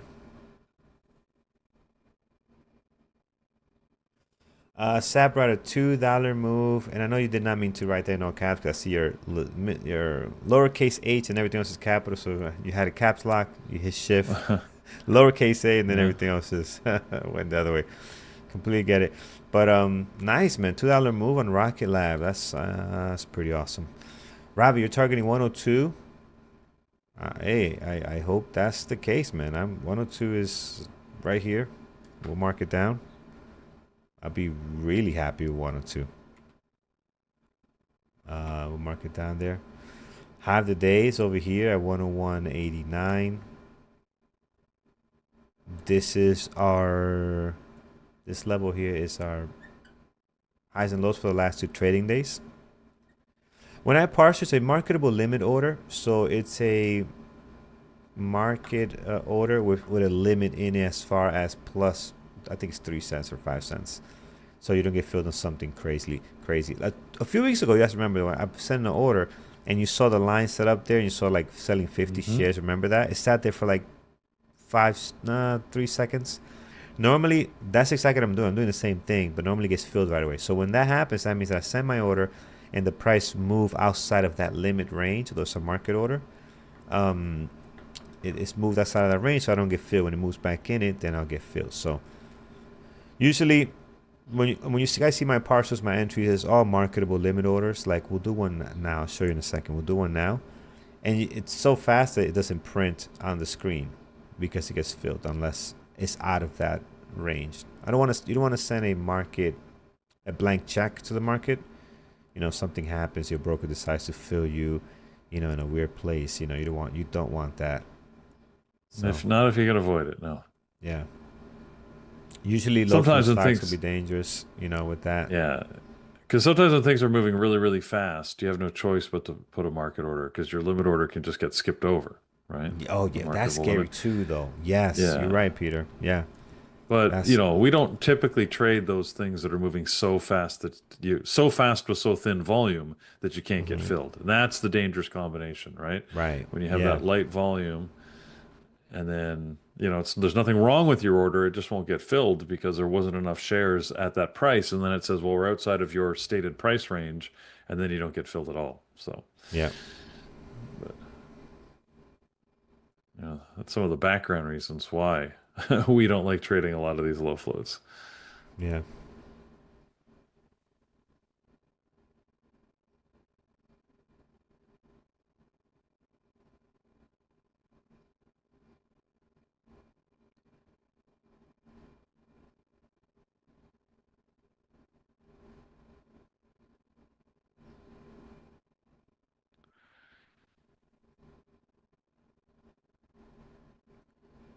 All right, I'm pulling back a little bit here.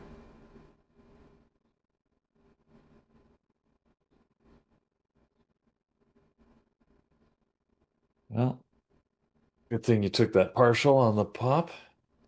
I Yeah. was saying that I thought 101.60 would be a good area because if we can get through that, that Oh area of yeah, resistance might become support. It yeah. didn't quite get there, so all still moving higher. Tesla, yeah, Tesla. Interesting. Smooth, sort of cleanish moves on Tesla, but not easy to predict, in my opinion. Yeah, it's the 1 minute looks great. 5 minute, not so great. But yeah, it's interesting on Tesla today.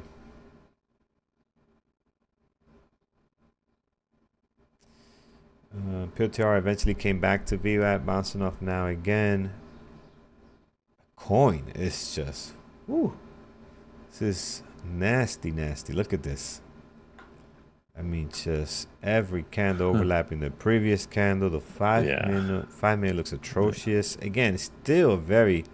Some of these ranges like almost $6 range, right, from top to bottom. So it depends. Hey, for somebody else, a range trader could be like, "Oh, this is amazing. They got in here, got out, in here, got out." Like they could have been, or back and forth.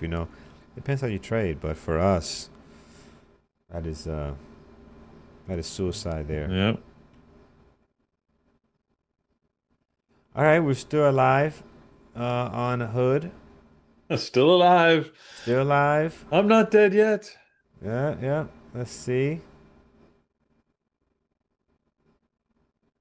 It's like after every partial, we're getting a big pullback. I'm just not gonna partial, see if it just keeps going.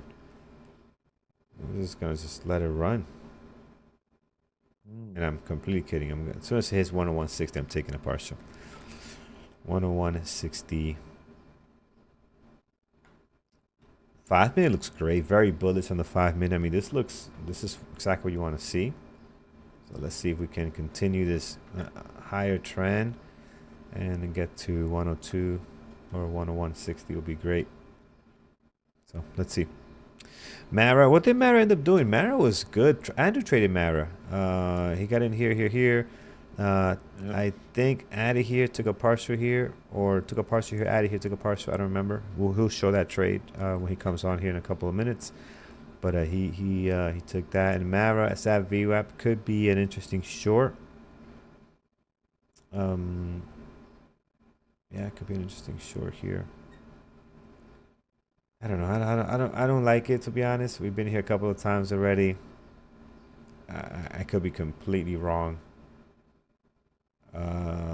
Let's see. Here is the drop. It's got volume until that much. That's nice.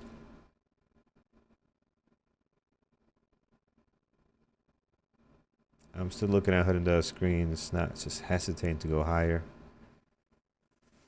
All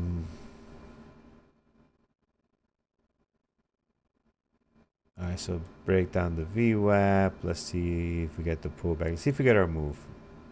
Maybe we'll go in with half size. I don't trust this. It's a low price stock, so we don't got to take a whole bunch of shares.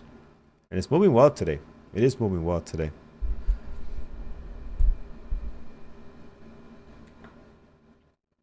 Anyone else believe the POTR breakout long side, or am I coping or copying?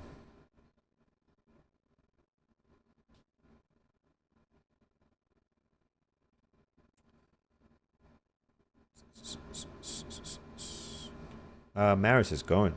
There's no pullback yet, so we'll just keep focusing on Hood here. So POTR, let's take a look.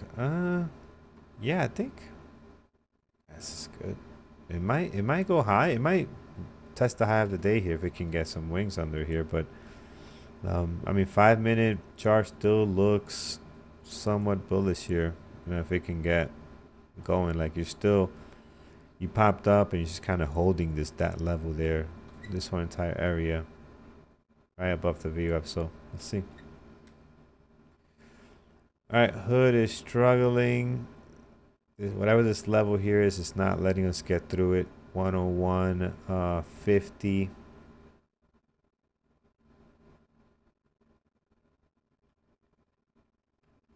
We're green on it, but I would love a dollar, that's for sure. Wow, not even 300 likes yet. How is this possible? Have we not talked about crypto a lot? I mean, we talked crypto all day. The title says crypto, right? The title says crypto on it. No, it says, oh yeah, Bitcoin. Oh, not doing enough. Bitcoin. We misspelled. We'll fix the title right now. I misspelled the title. We'll fix it. Bitcoin. People might not like that. All right, we'll fix it right now. Is that what it is? Is that why you guys not hitting the like button? This is not good, man. 290. So yeah, friends, if please hit that like button. It helps us out a ton. Really appreciate it. 316. There we go. Yeah, it's awesome when you guys hit the like button. It really is. We have 597,000 subscribers. That is awesome. All right, I'm gonna go fix the title. Do you not like the title? Like, what? I will change the title. What title do you want? We'll do whatever you want for the likes. Yeah. Well, I mean, Oh, careful with that. Yeah, Whatever people have, as I said, people I'm can like, imagine crazy things. Yeah. this can go south very quickly. We gotta be careful which way we go here. We will do most of the things you want. Most. Any reasonable request will be Yeah. considered. Yeah. 100%. Here we are.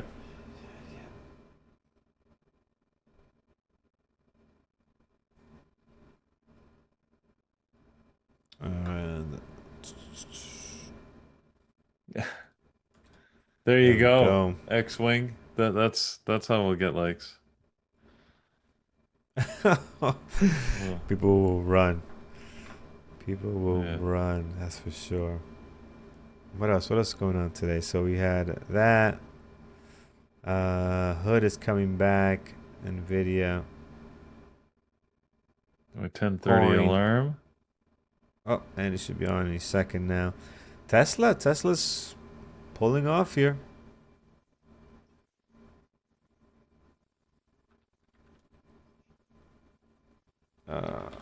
Let's put live. There it is. All right, we fixed it up here.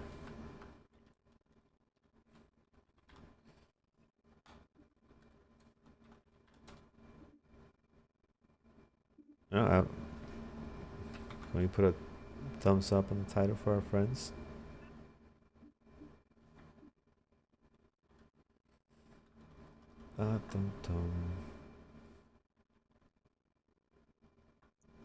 Search. All right.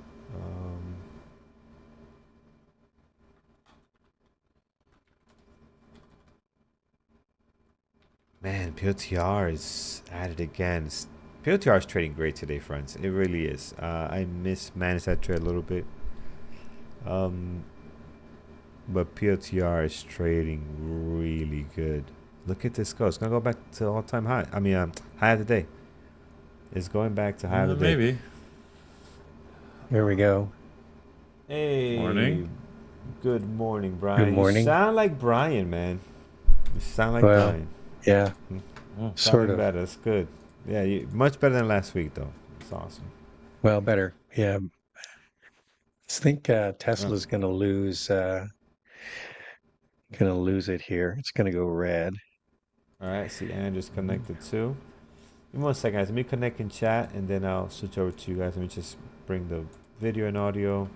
All right, guys. How was your trading day on the YouTube? I had a really bad day, actually. Not really, but I lost a significant amount of money. Unfortunately, this freaking Tesla, we tried to catch this reversal from Tesla. And sorry, yeah, I tried to go long on Tesla, just kept losing and losing and losing. So today, for me, turned out to be a very bad day. So we're sitting at a big loss. Yeah. Brian, how was your trading day? My trading day was okay. As you know, I jumped into Tesla long right at the open, did that little pullback, and I kind of felt like it was going to go. It was going to go up, so I got a nice move on that, and shorted Nvidia down through to S4. So it broke when it broke S3, and it started to head down to the second to the S4 Camarilla pivot. So, and then I got out of that. So had a few little trades in between. So overall, Not a bad day.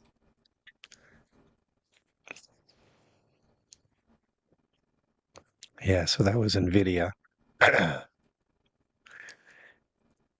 NVIDIA. Is it NVIDIA or NVIDIA? It's very important. Yeah, A I don't or know. So there was some debate It's about that, and NVIDIA. somebody asked, NVIDIA. Some people say NVIDIA actually in the Yeah, yeah, I'd agree with that. In NVIDIA. yeah, because it's if you can't NVIDIA. pronounce it well, you can't trade it well. It's very important. Is that how it works? I didn't realize that. Okay. How can you make money on something that you can't even pronounce it? Um, so what was it? NVIDIA or NVIDIA? I'm gonna say NVIDIA is the NVIDIA. actual I name. don't know. NVIDIA. NVIDIA. NVIDIA, but not so much emphasis on the just Okay. NVIDIA. NVIDIA. How was your trading, Peter? Did you trade at the open? No, No. no trades for me yet. Still waiting. Yeah. I was going to trade Tesla long, but it wasn't. I didn't think it was a mature enough setup. Turns out I was wrong in that. So good for you, Brian, for getting it. It really made a good move right at the open. But nope, still watching and waiting.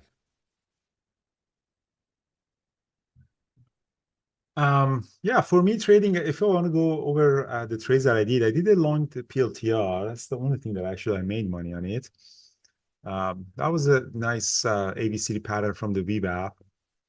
And then now it's going up to 146. And it's very possible that goes through all-time high today. GLTO, Galexco, getting a pop here on very light volume. Golf Lima Mara was also a nice trade, but I lost on it. GLTO. So Mara was a quick breakout. I missed a really amazing 5-minute pin range, 1-minute pin range breakout on it, and I did buy on this bounce, and then eventually I got stopped out, and then pretty much lost everything that I had on it. So I made only $483, and Tesla was the biggest loss that I had, unfortunately. So it was, I mean, I'm trying to stay away from trading in the first 5 minutes because I was reviewing my trades and I'm, getting stopped out a lot on them. But it seems that in the last couple of trading sessions, the only good trades were actually in the first 5 minutes. Man, that's the tricky part.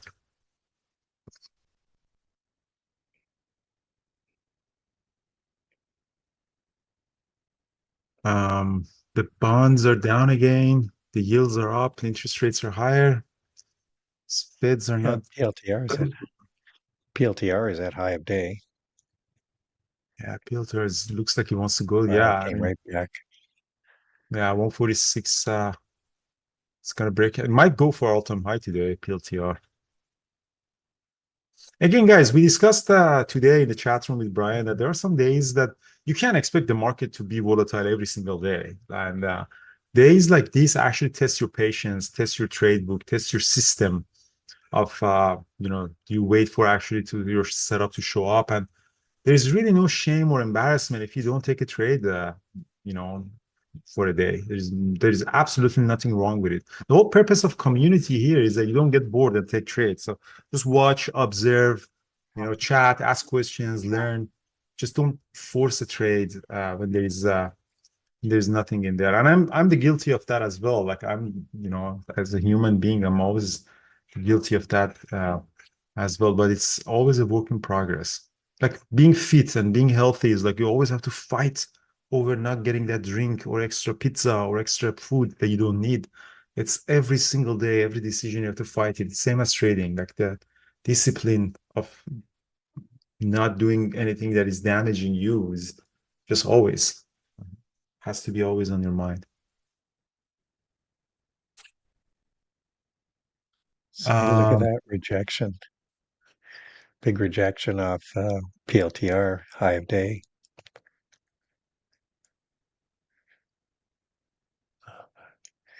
Yeah, it seems like we're destined to kind of chop around Friday's close on the Qs.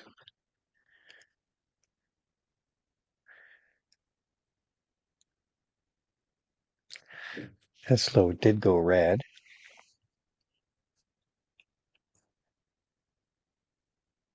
It is, yeah, it is a pretty choppy day when you look at the markets, look at the Qs, look at the SPY. We're just up and down.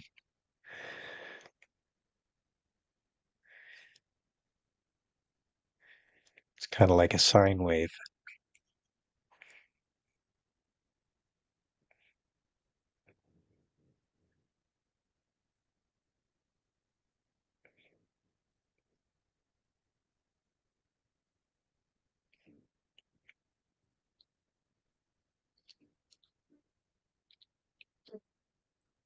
Tesla didn't go red, huh?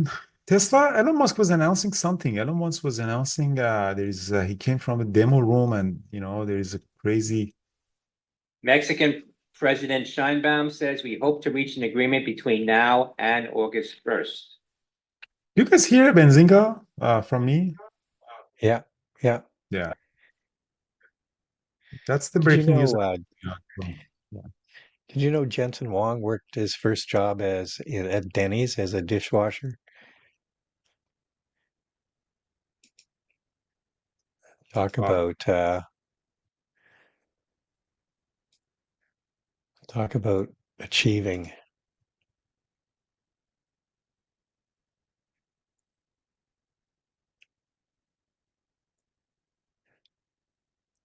Talk about an achievement going from a dishwasher at Denny's to head of the largest market cap company in the world. Somebody asked him what he would do differently, and he said he wouldn't do it again. Kodak shares getting a pop here to the high, $7.29, up 8.5% now, kilo Oscar Delta Kilo. So what's the lowest job that you've done? Like, I think all the successful people, yeah, I mean, one of the characteristics that they have, all the successful people, is that they are not afraid of doing jobs. Like, job is a job. Yeah, I'll do it. Well, cleaning bathroom, yeah, sure, I do it. No, seriously, like having that mentality that job is a job. And I think that's great. Yeah. I'm My not first surprised at all. job Like, was working at the car wash. yeah, I was selling car equipments in a car wash. Like when I was in college, like I was saying, this locks for the wheel. Hey, you want some lock? Yeah, there's somebody stealing your car in the car wash. Like, all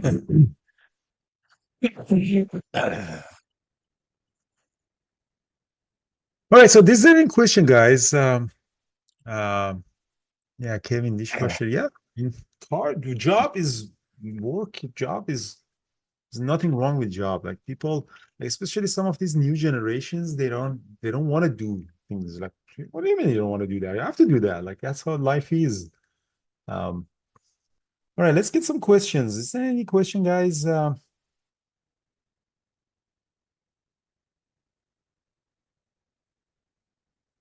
About the trading that we had today. I mean, it was pretty bad, but what did we learn?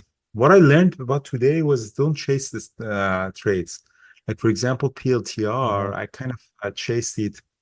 If I was, getting a better entry on the VBAB would have been a better, more profitable trade. That chasing would have been an issue.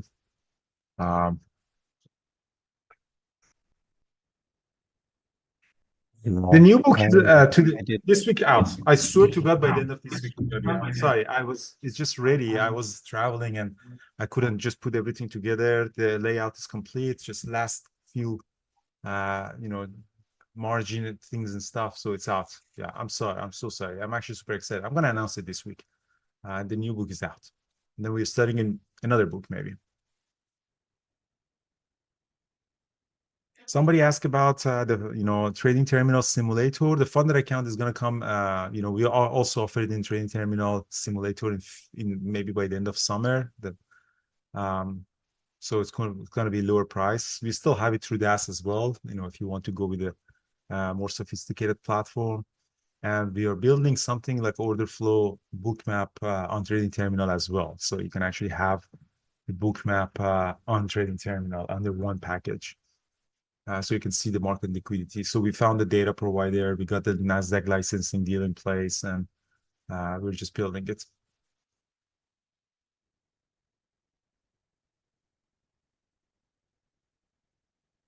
Hotkeys are coming. Zefi, one of the reasons that we haven't actually released the funded account is because we're building the hotkeys for trading terminal. So yeah, we have all these fixed risk, buying power, partial, everything is going to be there. Because if for a funded account, you need to have proper hotkeys. So it's going to be by September, probably, yeah.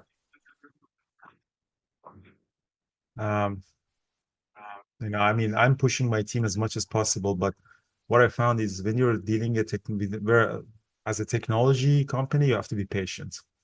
Like as a content and trader, you can actually push as much as you want, but on a technology company, you have to be so patient. Like it's so important to be. Yeah, you can use Bootcamp. You can do the DAS as well. We continue offering the DAS in all of our programs. But some feedback is DAS is expensive. Obviously, it's a very sophisticated platform, so a lot of people need to maybe try out a little bit of a cheaper, less sophisticated platform on a web browser base. So that could be an option.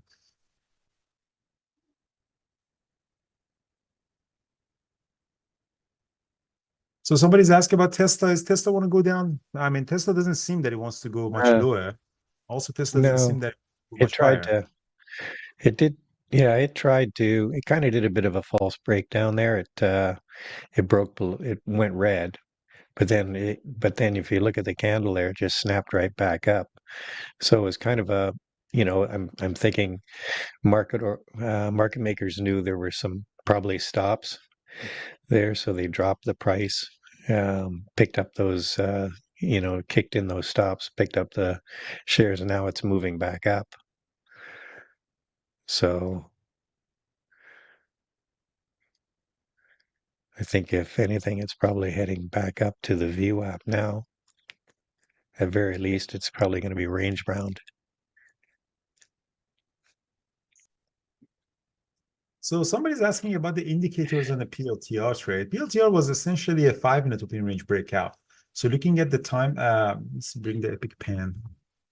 So what I did was looking at where's my pen? So when you're looking at it here was, ABCD pattern is just based on the candlestick. You really don't need any other indicator. So the candlestick chart is some sort of an ABCD pattern, as you want to call it, comes for the break of high of the day. For me, the indicators that I use is if it's above the VWAP or not, or if it's consolidating above the VWAP or not. So that would have been a really good entry around 144.20. That's why I'm kind of chasing it up here.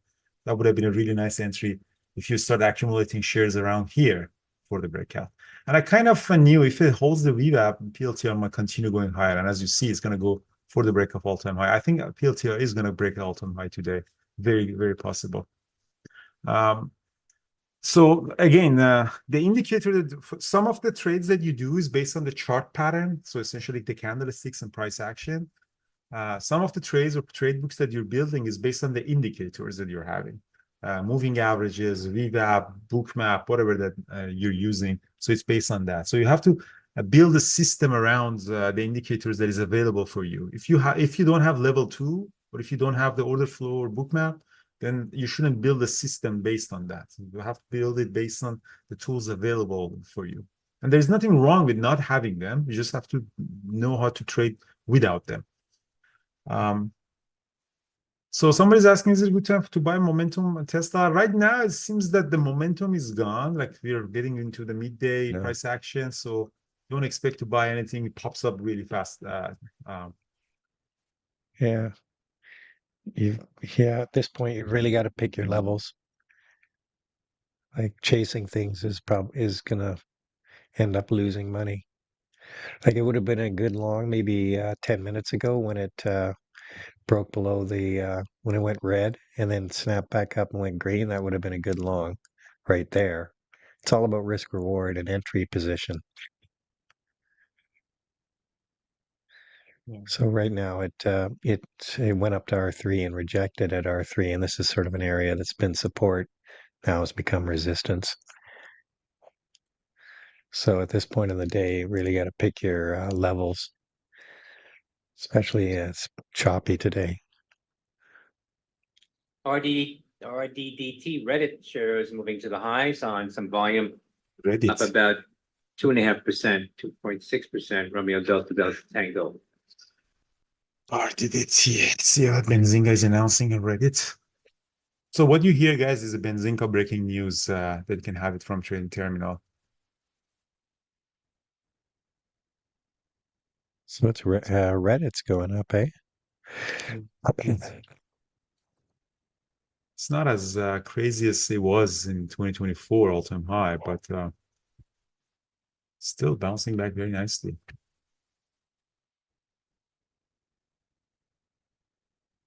I'm going to have to drop off here because got some contractors coming to the house today and they're just getting here, so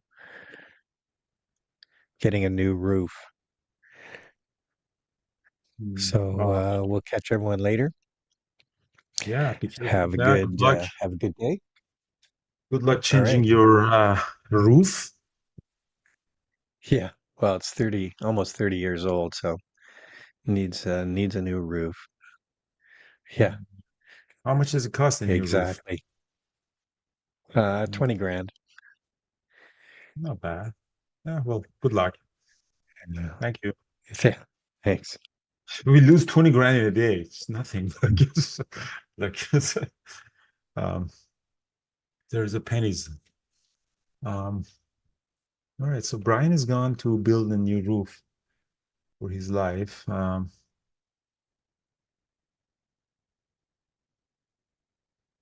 So Max is asking a good question. How is AI changing trading software? I think AI, what it does is helping you to some of the decision making. What we're building right now in the scanner in trading terminal is finding levels through AI because it's not really that ALM sophisticated. shares You can today priced at 150 now at stop. Yeah, I'll stop the Benzinga. So what we're adding here in the trading terminal scanner is that you can actually find these levels with AI. So there's a button you can click on that and it gives you the levels. So we are training the model to know exactly what we found these levels. So that's really good. So helps make decision making faster for you and do some of the manual works. I think what the AI is doing at this moment is increasing your productivity. It doesn't replace you. It increases the productivity. Even Jason Hang at the interview, I think yesterday that I read that AI won't replace your job. What replaces your job is people who know how to use AI. So the productivity goes up significantly. So even as a trader, a lot of manual work, the journaling, finding levels, that kind of thing can be really, with the help of a chatbot, you can, become very efficient. My developers, right now that they're building trading terminal, they're working with AI to do the coding much faster, find the errors in their code, ask questions about the logics that they're building in the code from the AI. So, but I can't tell AI, hey, build a trading terminal for me, and it builds it. But I can really get the help to increase the productivity of my task. Like even, for example, writing. I'm a writer. I used to write and send it to the editor. Editor edits and stuff. Now I'm using, AI to edit. But AI doesn't write me a book, but it helps me to edit it much faster or say my words a little bit nicer. And you can actually train it, command it, and everything. But it is very, very scary, and I want to recommend everybody to really take trading seriously, because I did personally lay off 2 people recently, because with the AI, the productivity of our team has gone up so much that I just didn't need them anymore. And there was nothing in their fault. They were amazing talents, but again, with the help of AI, your productivity of the team with the 2 people is equal of 5 people in the past.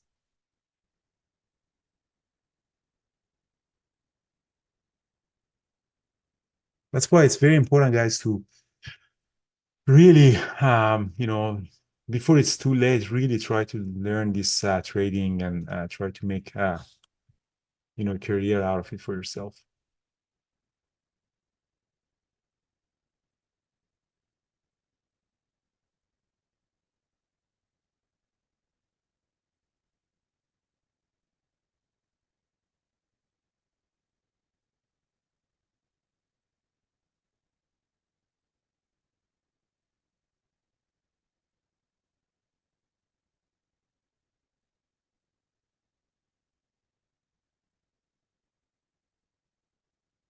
All right, I'll be back in a second, guys. I'm sorry.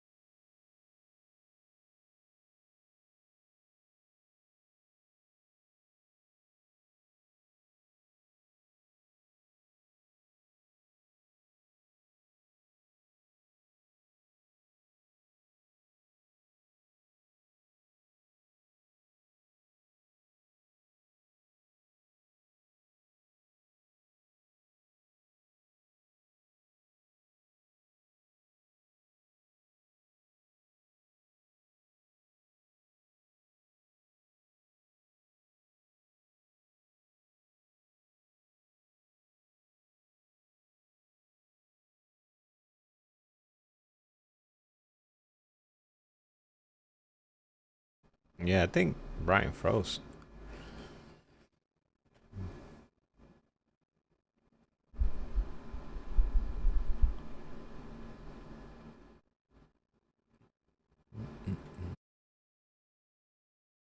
Yep, I'm on, guys.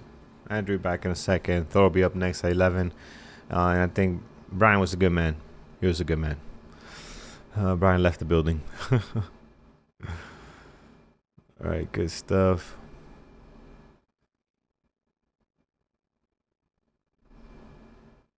All right, hope you guys doing good. I wonder what guests Thor is bringing this week. I know he's been trying to get some people on. Should be fun.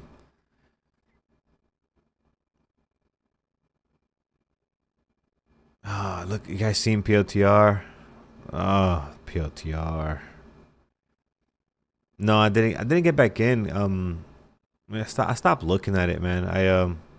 But the VWAP, the breakout at 1022, that was a nice breakout. 1022, the VR breakout, then the pullback at 1027. That would have been a great entry.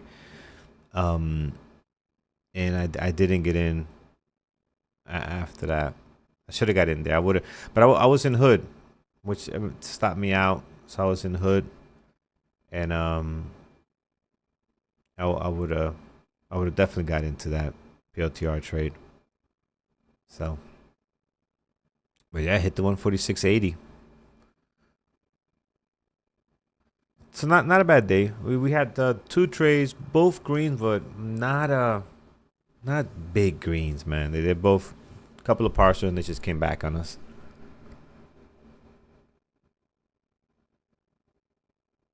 I see Peter. Peter, did you take any trades?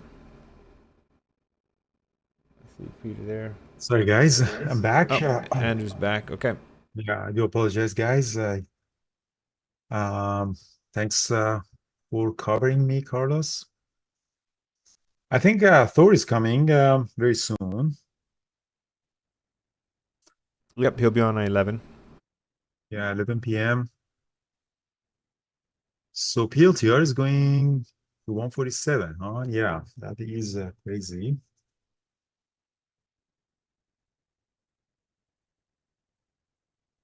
No, I don't think AI would replace retail traders. I really think that there is a place for smart traders who make decisions, increases our productivity, increases our decision making, but I don't think AI would replace retail traders. Again, algorithmic trading has been around. Like, it's not something new. Like, Wall Street has been doing algorithmic trading for 40 years now, 30 years now. So, computers are trading, and computers are some sort of an AI. The machine learning models are a little bit more effective in training themselves, but the algos, the high frequency trading, constantly being trained by the quants, so it's just a little bit more efficient. I do believe that there is always room for retail traders.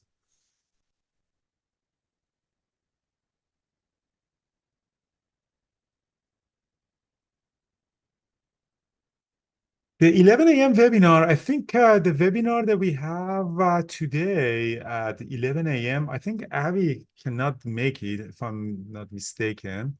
I think Abby has some family issues. He posted today, so it might not be. Just go into the webinar room and see if he's attending or not. But he posted this morning that he has some family issues. All right, I see Thor, you're coming, buddy. You're not home. You're traveling. I think you had a good meetup of bearable traders as well somewhere, huh? Yeah, actually I am home, but my we had a big storm here last night, and my main PC took a hit, so it didn't start up this morning. So I have a desk. This is actually my bedroom, so I have but I have a desk in my bedroom as well. So I'm on my travel setup in my bedroom. But yeah, we had a meetup in St. Augustine over the weekend with just a few friends and everything like that. Had around 20 people or so come, and we hung out all day. We had breakfast, hung out at the beach. Spent a night out in the town in St. Augustine. Had a lot of fun, and then the next morning woke up and had lunch before everyone headed home. So it was a lot of fun. But you have another one in August too, another big one in August, yeah? Um, so we're kind of looking at some various options on what to do in there. The one I think I really want to do with everybody is I'd kind of like to do something in New York, maybe around early December, maybe a little Christmas time in New York. I think I have a few friends that want to do that one. So maybe a little can make a couple phone calls and get some people onto the floor or something for some good time around Christmas. So that's the next one I think I want to plan. Will be New York in December. Yeah, that would be lovely. I might actually come as well. Are you going to NYSE again? That's why you're going to New York? Yeah, might as well, right? I mean, if we're gonna go, might as well have fun. So I'll probably do it like the first week or two because everyone will be on vacation if I wait too long. But I'm gonna take a look at it and send some emails and see what I can do. Awesome. All right. Well, thank you so much. I'm handing it over to you. And guys, see you tomorrow. And remember, guys, we have onboarding session. If anyone is new and you think it's a little bit overwhelming, where to start, how to start, just go to the onboarding session at 8 p.m. Eastern time in the onboarding room. And it's open to everybody. You can actually, even if you're not a member, you can actually go and check it out and talk to Carlos and see if how you can actually start your trading business. I'm off, guys. Thanks. Ciao, ciao. All right. Hey, everybody out there. Good to see everybody. 1 second. Give me one moment. I'm working on getting the YouTube chat up. So just give me 2 seconds, and then we will get switched over and get my screen up as well, because I think we still have Andrew's going right now. So we'll work on that today. So just give me 2 seconds, and I will be in there.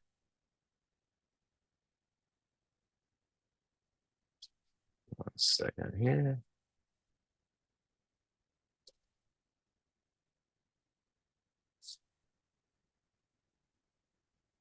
Six.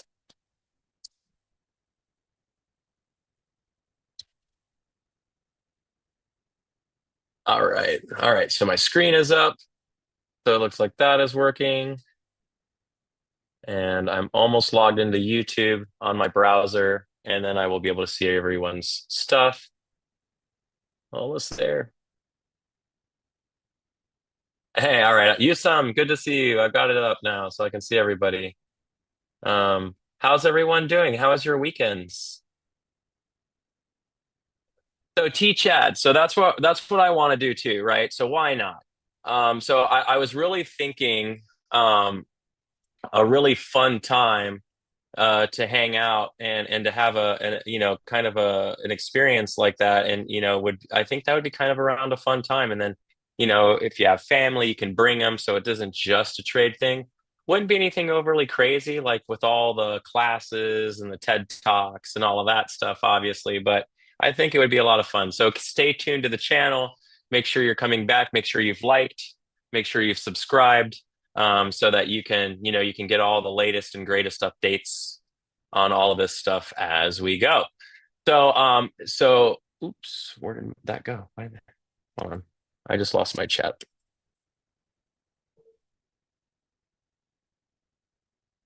Again.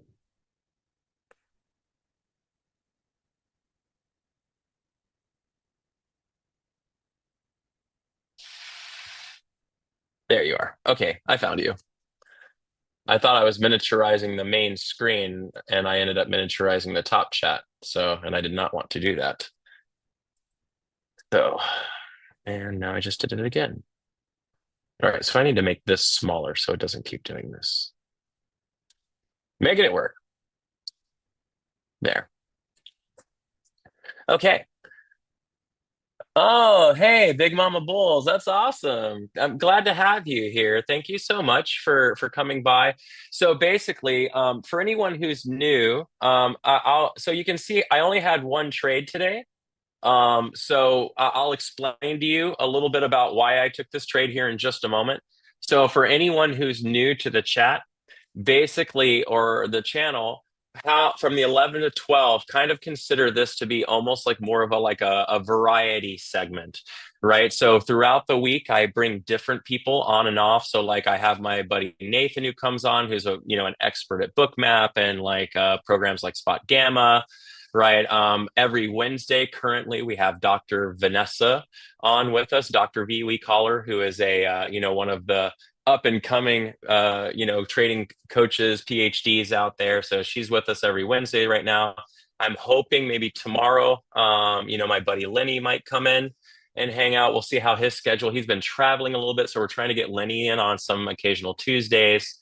And then I'm going to work on getting some interviews, like with some market makers and other people like that. I got some emails like that. So every kind of day we have something that I'm bringing that's a little bit different, normally on every day. And then Thursdays are generically reserved for me because Thursdays are Thor's days. And it's why it's Thursday, right? It literally means Thursday. So I use Thor's day kind of for my own, and that's generically when I'm going over my plays. So MNQ just got called as a short play right now. I'm not going to play it because I already hit my profit targets today.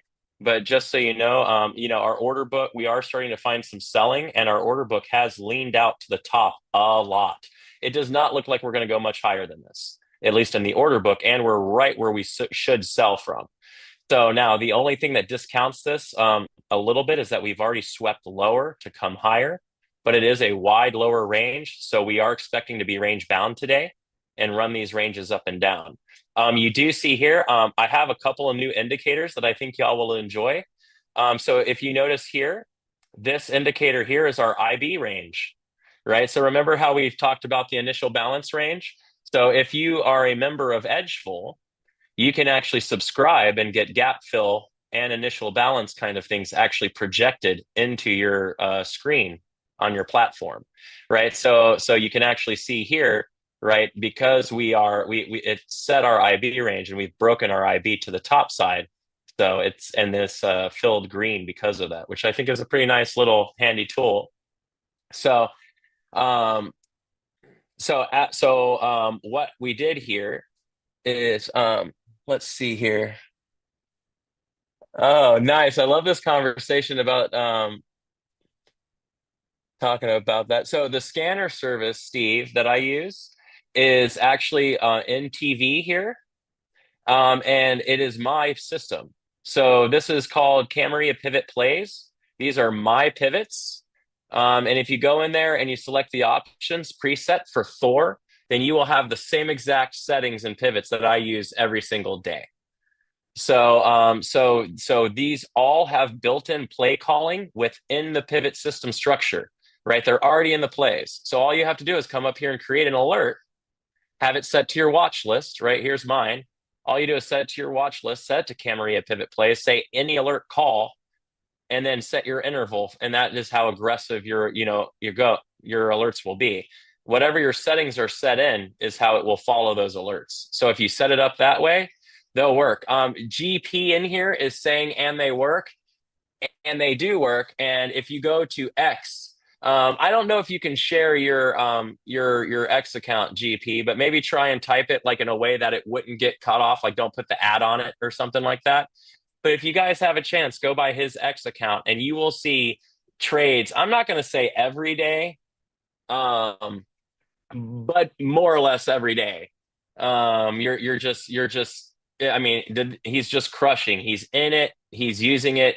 And I mean, but it's working very, very well. And he's been doing some really consistent trading off of it. If you want GP, feel free to share your social in there. I won't get mad. So what I was looking for in here is what I want to do is if this generically what I'm looking for when we open, and you can see, let me get a little closer here. So generically what I'm looking for when we open is a directional move, right? So so anyone who's been with me, what do I say about IB stats, right? What do IB stats really show you? Right? Stats show you that there's a very common misconception in the market. And that common misconception is that the market reverses better later in the day and continues better earlier in the day. This is not true at all. Actually, it is completely the opposite. Most of your reversals, about 80% of them, are going to occur within the first hour of the day. The vast majority of moves after the first hour of the day will be continuations on whatever that trend was. Right. So what I'm generically looking for in the open is I'm looking for an opening directional sweep. And then I want to play against that sweep. That's where my reversal is going to come from. Right. So in this system that I use, my cam pivot system, because we are in a lower, wider range, right, I'm going to be targeting the S4 pivot. Right. To understand this completely, you would really want to buy my book if you haven't already. I did write a book, A Complete Day Trading System, that completely details why I would be willing to take a short here on R3 on this lower, wider range, but I would not take it if it was at R4. But if it was a higher, wider range, I would take it at R4, not at R3. So if you kind of, now I'm not looking at the book right now. The book looks like it can sell actually also, and we've had absorption. So this one is a decent spot. So those are the plays, Raul. So the LA means lower, play A. Let me hold on. Let me find it here. And if you have purchased my book, please go on and leave me a review, especially if it's a good experience. If it's a bad experience, you don't have to leave me a review. It's okay. If it's a bad experience, actually, my book has a second title. It's called The Secrets of a Pivot Boss. So, good experiences, the complete day trading system. Bad experiences, secrets of a pivot boss. Good experiences, day trading. Bad Mm. Oh my gosh. No. I'm not. So I'm not a reversal trader at all. But I would be a reversal trader on NQ right now and NVIDIA. This is what I do here, right? So this is my play system in like a graphical format. So HA or LA is higher or lower range, and then it tells you which plays are associated with those ranges, right? So if it's for instance, in a lower, wider range, we're going to be targeting R3 shorts, right? And we're going to be targeting S4 reversals, right? That's why I reversed NQ this morning, right? Because we were in a lower, wider range. So I was expecting to buy S4, right? So that's why when I got into NQ, I let it sweep S4 and I bought S4. Right? Went all out when I hit my profit target. I don't partial. I just go for full 4-to-1 targets. Right? So I went in with my stop distance. A 4-to-1 target was just back at the open price. So it was a really nice pow. Hey, Yusum and T-Chad, if I do a New York meetup in the beginning of December, would either of you be potentially available to help me organize that slightly as far as like, just like some venue communication and like some stuff like that? Because it's really hard for me to do that kind of stuff from a distance. But if so could you shoot me an email, chat, Thor at bearbulltraders.com? Oh, I thought you said you were in. I was reading. I thought it said you were in NYC where you are. So I thought that was it. Yeah, cool. T Chad, I got you. Thank you, Yusum. Anyway, so T Chad, send me an email, Thor at Bear Bull Traders, please. You know, because I want to start planning that. So, you know, I need to look for an appropriate venue that would be worthy of a man as great as Andrew, to come and hang out. You know, this guy, we got to roll out the red carpet anytime if I'm going to try and convince this guy to come into town. So, but I have a feeling if I could get Andrew, maybe I can get Brian, and if I can get Brian, then I can probably get like 2 or 3 other mods. So, I mean, it could end up turning into a pretty fun time. So, I'll look on some firmer dates over the next week. But shoot me an email and we'll start working on it. Yes, T Chad, you're a legend to me now, buddy. I love this. So you can see here we bought S4, and as you can see, it's still been a beautiful move to the top side. I hit my target, but this turned into a lovely day trade. You can see here from this being the low, the ATR high projection is here. So you already would have run maybe 3/4 of today's ATR if you bought S4. And I mean, so it's just really turned out to be quite a lovely play. Yeah, so good stuff. So we are bringing in some more asks still at 23.05, 23.50 on NQ. So we may squeeze here a little bit because they're bringing in some more orders right now. So do not be surprised to see this ticker give a little bit of a squeeze. It doesn't really look like they are tearing a bit, but it still doesn't look like they're going to go any higher than 23.050 right now. But keep that in mind because those orders are coming on and they're bringing them on hot. They're still the biggest orders on the book. So, you know, if they're incentivized, if they're, you know, motivated by transactional potential in one way or the other, right, that those are going to be the order sets they're going to go to first. So we may not, I don't think, although we're in the right spot, it doesn't look like it's quite yet the right time for this reversal. We need more orders to the downside, and we need more volume. So couple of links I want to talk about real quick, and then I'll do some questions, maybe anything you want to talk about. Thor, please explain how. All right, Wajdi, don't let me forget that. I'll come right back to you.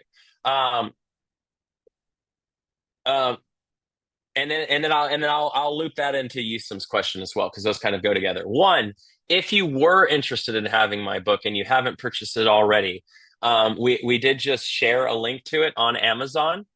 It is also available in digital as well as audio versions. But it is a complete day trading system, so it completely explains my where, my when, and my how, as well as it has a dictionary in it for common market terms, and lots of other stuff. I've got trade examples in there, all kinds of stuff. It's a real book. I mean, it's thick. It's good stuff. It's available in hard and soft copies. Hit rate last month was 82%. I had an incredible month last month. I ran my highest hit rate I've ran maybe all year. So it's almost the highest hit rate I've run since. It's definitely the highest hit rate I've been running since I switched to longer holding. But it was a really, really good month last month.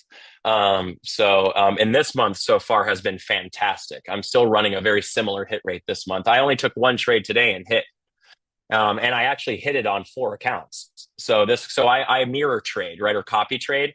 So I use a replicator to trade my trades across multiple accounts at the same time, so that I can take advantage of these moves and leverage without having to have like one giant account full of money. I have multiple small accounts that I mirror, and so I can keep my risk low, like $200 to $250 a trade, right? But I can make 800 to $1,000. No, so Raul, my book is not a futures book. My book is actually centered around equities and ETFs, and I wrote it before I started trading futures. But all of the systems were designed off of a futures-based Camarilla system, so they apply to both. But I will say that my system works with Bitcoin. The system works with everything. So the driving factors behind this system is it's a mixture, Yusum, a mixture of both. So yeah. it's a system that's based off of the Camarilla pivot system that some of the major market makers are utilizing. So it's the reason why the accuracy, why they work so well. I mean, even look right here. I mean, look at where we're hanging up. I mean, we bounced right from here. We've stalled right here, but I can pick any ticker, and it's probably going to be quite similar. So right now, like SMCI is offering as an R3 short, it's a lower narrow range. We don't normally short R3 in lower narrow ranges, and this is why we hit the buying range too quickly. Question about higher and lower ranges. Let me get back to it. So higher ranges and lower ranges are all about value and making sure we get far enough away from our buyers or our sellers in order to make profit before we get reversed on or have it fall against us. Right. So if it's a higher range, I short R4 and I buy S3. The reason why I do is because if we go below S3 in a higher range, the statistics for a reversal go through the tank, right? Because we're going to break our IBR low in most instances. So we'll just close to the downside, right? So we actually want it to sweep S3 and then hold. In this instance, like I did on MNQ, right? In MNQ, since we were in a lower, wider range, my two plays are an S4 buy or an R3 short, but we swept the downside first, right? So I want the S4 buy, not the R3 short. The R3 short, because it's a wider lower range, could also work, but it is the least ideal of the plays, right? Because we swept and bought off the low and then rallied out to the top, right? And our IB stat is very, very firm on this.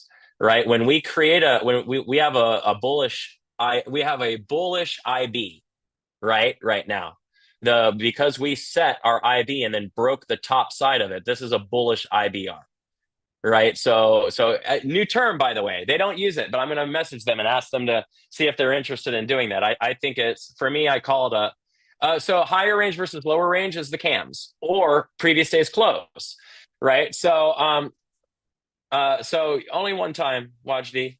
We don't gotta do. Well, I mean, actually, you can do it as many times as you want. It just counts as interactions anyway.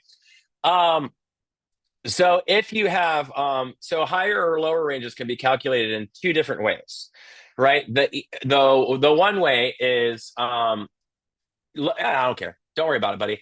If you have your S2 to your R2 is what we call our central pivot range. Right. So if your S2 to R2 on the cams from day to day are higher than the other, it's a higher range. If it's lower than the other, it's a lower range. The issue is some days it's really, really close and there's a little contortion between. So it's really kind of hard to tell. You know what I mean? So in this instance, we default to the closes, right? So the easiest way is if you look at today's close or yesterday's close, sorry, and compare it to the previous close, right? 2 days ago's close. If it's higher, we're in a higher range.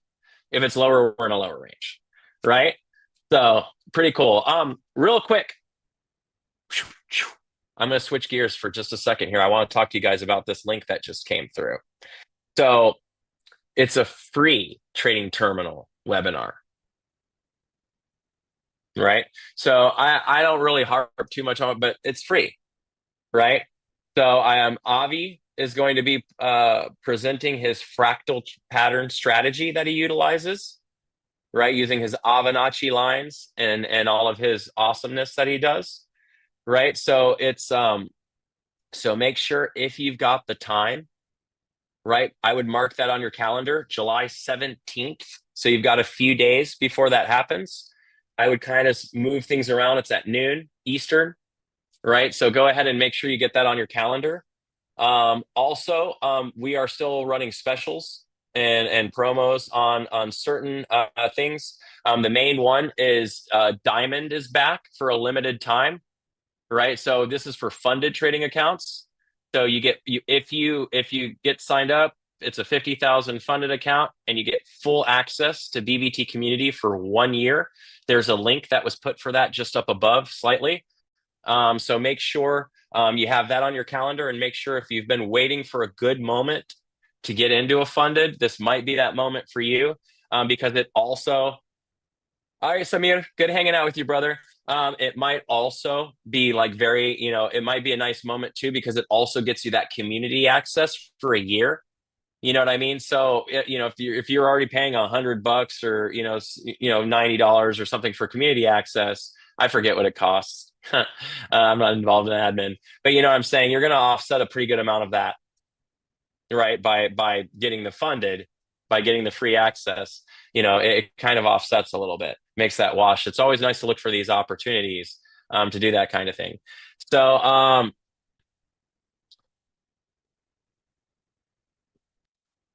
Sean, the answer to that is yes. So I'm working on an updated version of my book currently, a complete day trading system. And then but it's going to be called a complete day trading system. And then I'm going to put like a little like coy little with futures or something like that attached to it. So I'm going to add an additional chapter for futures with futures trades that I've taken in it and explaining like the calculation method and a couple of other little things like that in there. So like with maybe I think it's going to be one chapter broken into 3 small segments because I want to cover the history of futures and their impact in the market agriculturally. And then I want to talk about actually, but it'll still have it uses the same exact pivot system as before. So, and then I'm going to also add one additional play that is not available in my book that we have detailed since the book has come out. And we're using that readily, which is the inside out play, where we actually start in value and then come out and we buy the breakouts. We don't actually have to open above the range in order to take that one when it hits these certain criterias. I do not have an exact time, but I would like to have it out by maybe Christmas. I think is my goal. As of right now, I think I'd like to have it done. So hopefully maybe by the time the New York meetup happens that we're going to start planning in Christmas, maybe we could do a second book launch or something like that.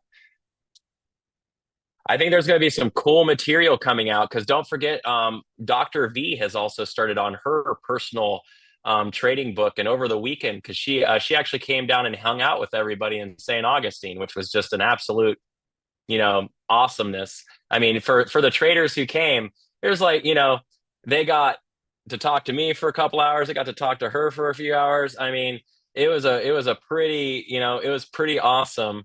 But it was really, really cool to get to do that. But while she was here, she told everybody, well, I mean, she mentioned it obviously on YouTube on Wednesday.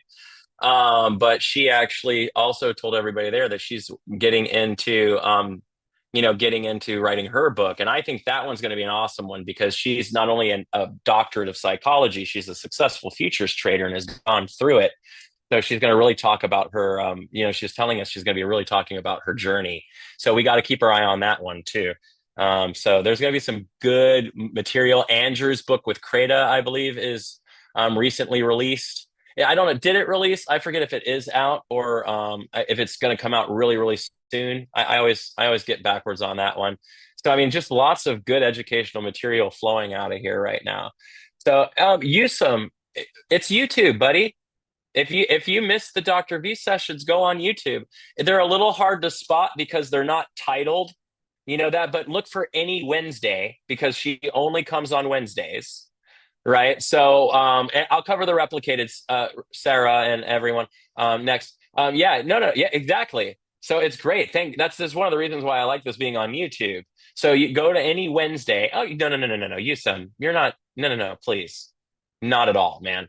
But go on it. I'm excited. You're excited to go watch it. Go back on a Wednesday and just look. And it's always the last third of the segment, right? The segment basically is pre-market show, Andrew and Brian, and then whatever I'm doing, right? So just go for the 11 o'clock segment, 11 to 12 segment on any Wednesday for the past 3 Wednesdays and 2 Wednesdays, 2 Wednesdays, 3 Wednesdays. I don't know, something like that. So, and check it out. Great. So, and I think that's good for everyone. It gives me a little chance to, promo the thing a little bit anyway. So, all right. So replicators.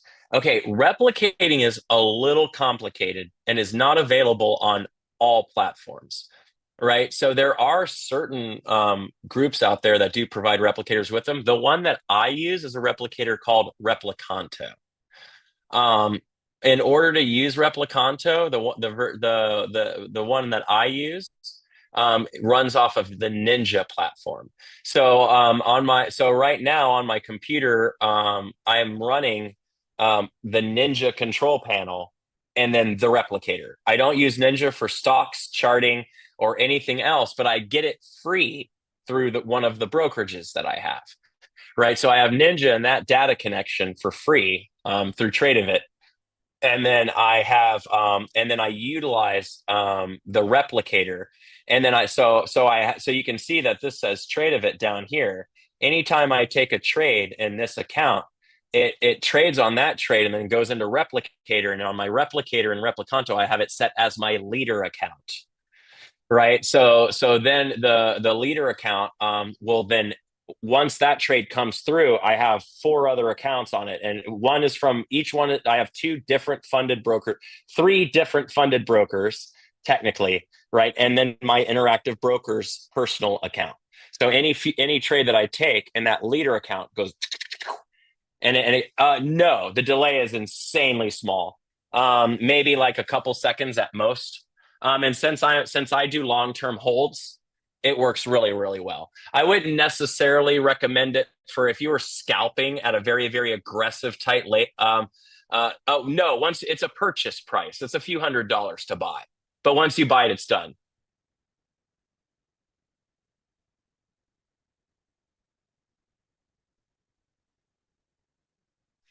All right, let's see here. So Sarah, if you have multiple small accounts, that's how you do it.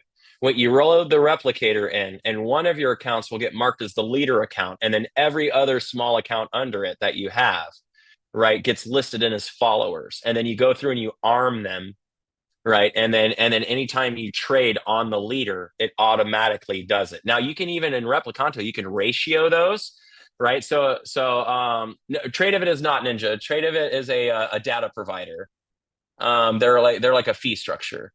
Right. T-Chad, by the way, thank you so much for the lovely shout out. The only time you're allowed to go all caps lock in here is when you are repping my book that hard. So thank you for that. I appreciate you.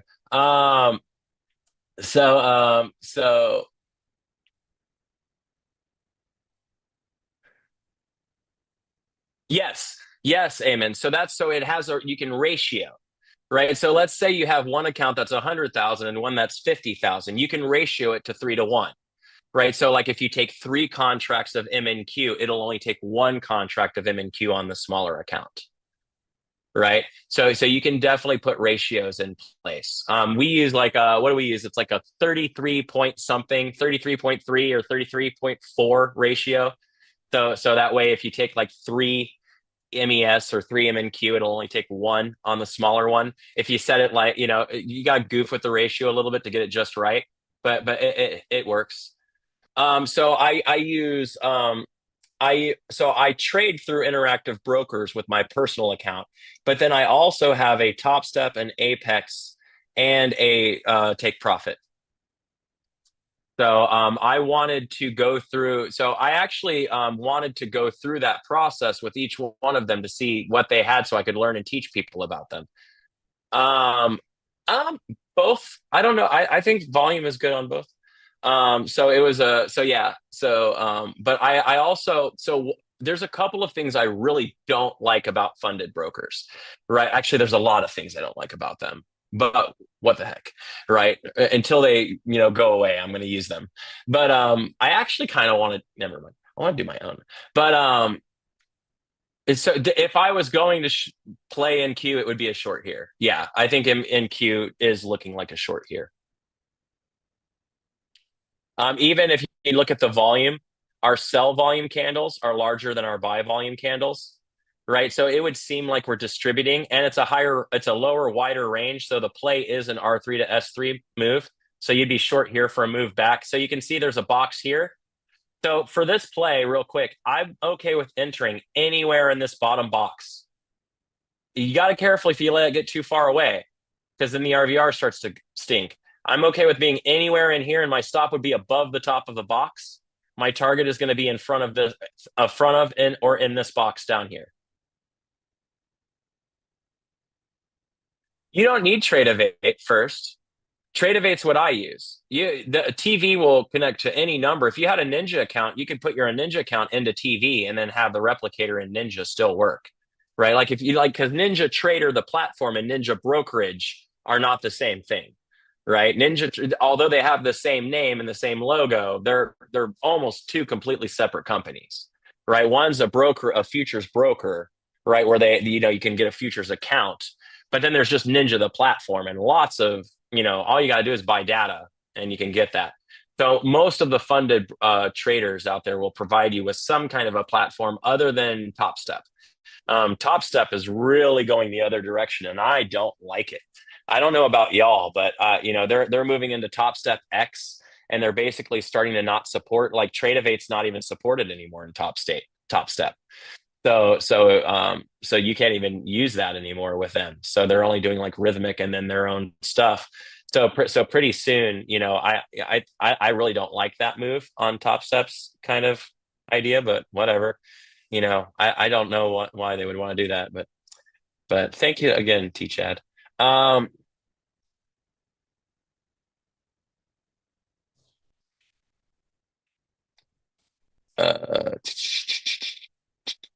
If I want to use your system of stocks, what do you suggest to look like, let's say at 8 a.m.? So my system is not based on time. It is based on setups. It's a range-based system. So I have plays that set up at 8. I have plays that set up every moment of the day throughout the day, right? I set mine to an alert, so it pops up and tells me when it's time to look. But at 8 a.m., especially in futures, there are solid plays that happen on varied futures, especially the commodities ones like, copper or something like gold or silver, right? We get trades on those all the time. So, so just kind of keep that in mind there. But yeah, the system is designed off of the same calculation method that most of the major market makers are using. So it finds premium and discount pretty stinking well. So it's pretty fun. Right now, like the short here, the only issue with the short here, and I was saying this before, is that like if right now I have my call thresholds are a little low, so it's calling this. If my call threshold was a little higher, it actually wouldn't, because we swept S4 first, right? So an S4's long technically has a target of up to R4, right? So this play becomes a little less ideal, right? Because of its sweeping low, because it swept the low, right? So because our ATR high is here. So if we go short here, our expectation would be to run out ATR. That would be a movement way down to here. And on a wider range, that's not very likely. It's possible, but not likely. What's more likely here is if we sell here, we'll probably sell to the open, maybe S3 again, and then bounce S3 and then come back up and then close somewhere up and around R4 by the end of the day. But we could still go long here. Like our volume has dropped quite a bit. So this could just be a consolidation for another move to the top side. Uh-oh. Get back down here where you belong. So like that's why I'm not going to short this one, because it's not technically it swept the wrong direction for this short. But I like the order book. So Uber, let's look.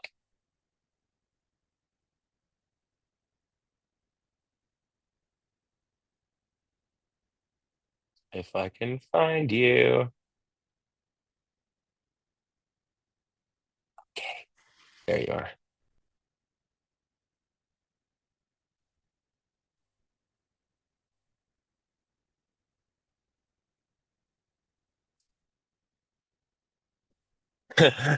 No. Eliza, his book's great. I technically haven't read it, so I mean I've heard it's good. It's just something that makes me laugh. But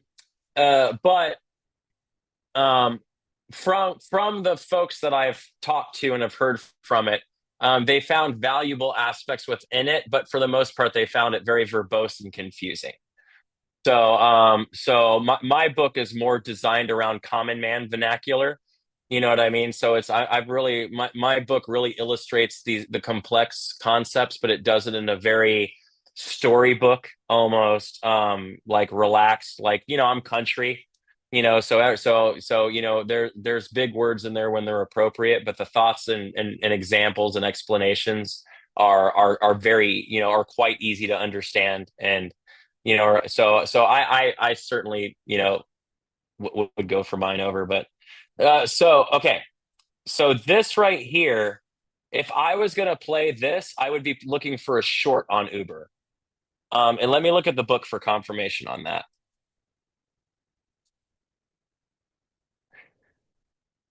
So yeah, Eliza, I grew up on a farm, in a trailer. You know what I mean? Like, I didn't, I code switch into my intelligent sounding voice, when we're on when I'm on YouTube as best as I can. But if you get me out in rush hour traffic, what I'm saying, the country comes out fast. That accent comes in real hard, but when it comes down to it, it's just I really wanted to distill these really complex concepts into stuff that people could really just bite into and digest and not have to become like a PhD in economics to understand, because in reality, this game has nothing to do with that. There is nothing about retail trading that's smart. You don't need to be smart to do it. Thank God. Right. It's not about, it's a performance sport, right? Being a retail trader is more like being a professional baseball player. Being a professional movie, or sorry, a professional comedian, or being a professional musician, right? It's this is why you'll actually find it's very surprising, but what people won't realize is eclectics, people who are very creative and imaginative, end up being very good in trading, right? Where people who are really, really strong at finances and are very, very adept. It's a lot like golf, Toby, 100%. Right. So, so because of the performance aspect, right? See, when you're a financial person, their performance isn't a thing, right? By the way, remember I said Uber would be a short here if I was going to trade it. It requires more artistry to it. I mean, the stock trading is spiritual. It's not fundamental. It's not supply and demand. It's fear and it's greed. You know what I mean? It's computers that are programmed by people who have fear and greed within them. The computers still emulate the passions and the excitements of the general market because they just respond to the market, right? So to look at the market in a fundamental way is virtually a complete and total waste of time, right? Not if you're investing. If you want to buy agriculture because you're going to hold out, for the next 3 months because it's cold when it wasn't supposed to be, sure, right? If you want to hold, Philip Moe because it has a giant dividend and you believe in the company, okay. You know what I mean? That's investing. That's a different story. But when I'm talking about day trading and retail trading, pro-tail, there's nothing fundamental about this game, right? It's about, you have to understand where we're going to buy from, where we're going to sell from, and what that looks like. And once you can understand how to read that, right, and understand that, then you incentivize yourself with holding and doing things like that, right? So, no, I didn't say anyone was dumb, did I? Especially not comedians are brilliant. They're the philosopher of today's age. I'm saying it's performance, right? And I'm saying you don't have to be smart to do it, right? Thank God, right? So I would never call a comedian dumb. But and I don't think I said that.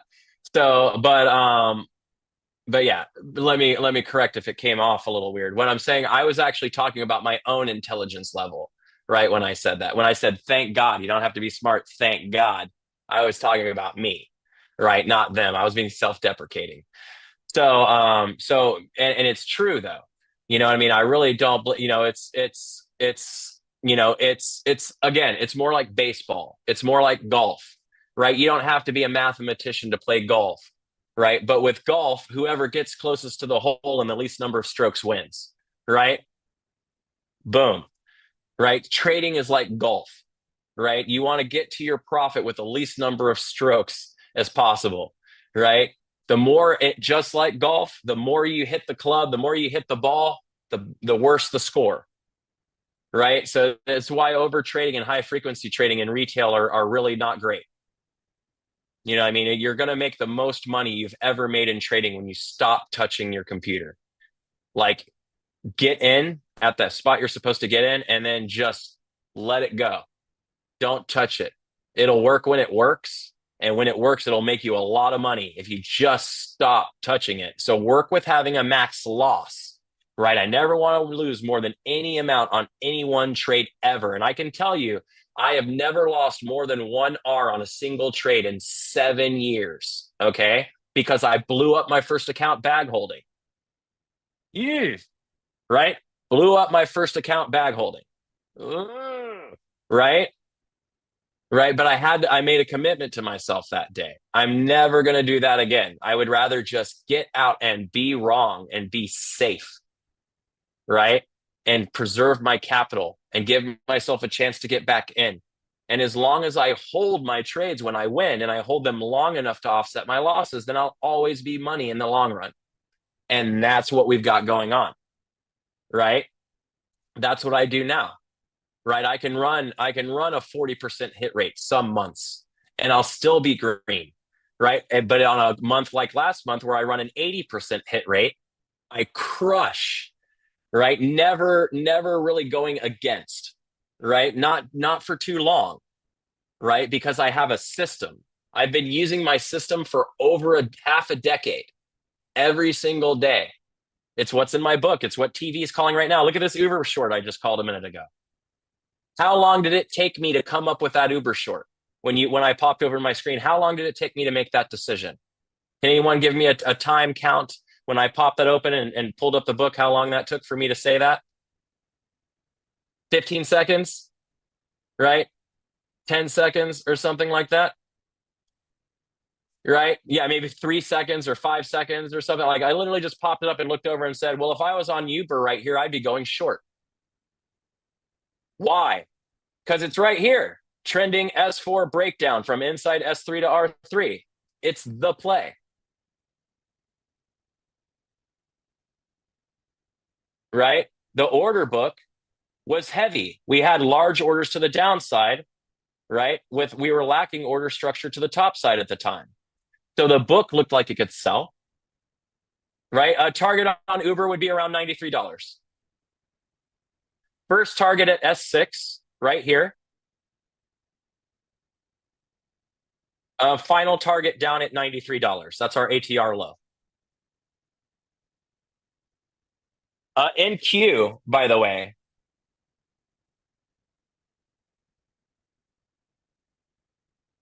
Still offering. Right? Hasn't quite gone yet. Right? But you can see how it's hanging up in here. Even if this doesn't work, right? Remember, so ES and NQ, right? They're a little less exciting because we have a bullish, we have a bullish IBR, right?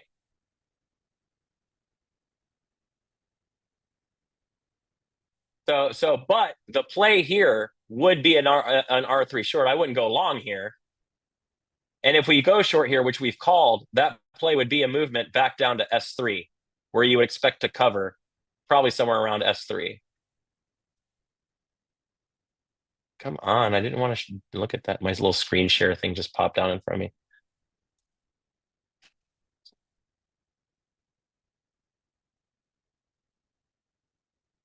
Look at that. Look at this next order that just came in at 93.50. See how they're bringing in this orders here? There's our incentive, right? That's where they want to go. Where is that 93.50? 93.50 right here, right?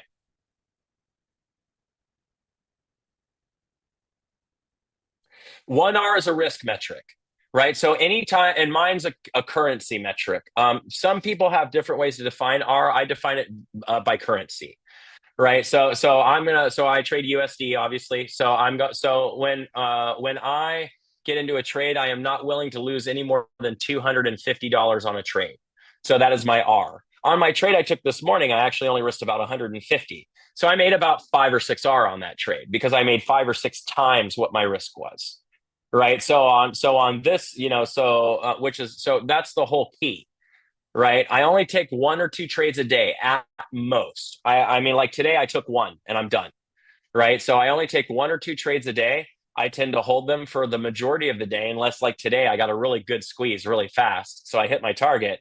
And I'm a true blue day trader. I'm basically more like a swing trader than So you'll see that as you come to the channel, you'll notice that my trading style deviates heavily from Andrew and Brian's and like Carlos's and Peter's. They play more like they're more momentum traders and scalpers, right? Where I'm a range trader and a day trader, right? So I don't care about price movement really at all. All I care about is if it's in the right place and I'm seeing the right volume. And as long as I'm in the right place with the right volume, I'll buy my range with my stop outside of it. If it loses, I'm wrong. If not, I hold the traverse across the range. So I can risk, I think 2 days ago on on $120 risk, I made like $4,000. Right, because I ended up, it was mirrored through a couple of accounts, but I also, so I guess it was like $400 risk, and I made around $4,000 because it was about 10 R per. Right, so it's a really good way, to get to get in futures when they do move, they can get very beautiful long movements, and so if you're just willing to hold the dang things once you get going, you can make some really good. You can really make outs pretty well on there. I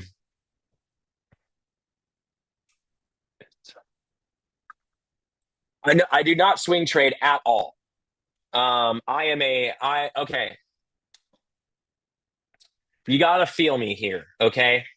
I started trading in 2017 to 2018. Anybody want to tell me what happened in 2018 that would make someone not want to be a swing trader?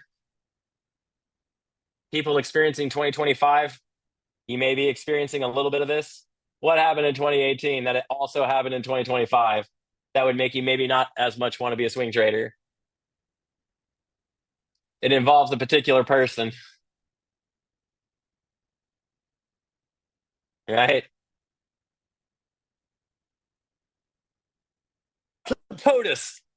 Oh, oh, I had a sneeze, and I didn't, So anyway, the current administration, right, was the previous administration, right? So didn't love it then, don't love it now for swing trading, right? Because it's like, I mean, it's just I felt more comfortable taking the ATR move throughout the day, where I could sit there, watch my account, pay attention to the news. I got like Squawk or one of the other news services always running in the background, so if anything weird happens, I get a little heads up in my earphone.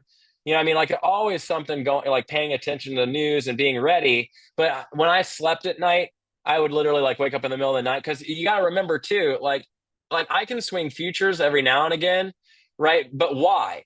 They don't make their movements like that. Like they really do play better during the daytime. Now, when Asian and London sessions open, there's some futures plays that really work nice. But for the most part, the vast majority of your plays are going to be during the open market anyway. So why not, especially for momentum traders, my God. And if you're in an equity, you can't run a stop on most platforms, right? When you're in the after hours. So then you have me like waking up at 2 o'clock in the morning and looking at it. And why even look at it? It's not like I could get out of it if I wanted to, but yet here I am, right? And if it's going against me, I just couldn't do it. And then you're in a trade for like 3 days, 4 days, 5 days. Like what happened on NQ the other day? We made like all-time highs, and then all of a sudden gave up an entire like week or month's worth of progress in like 5 seconds, right? Which is also why I'm a big bear. Right? I'll sit around for a long time not taking long trades because I like taking the elevator.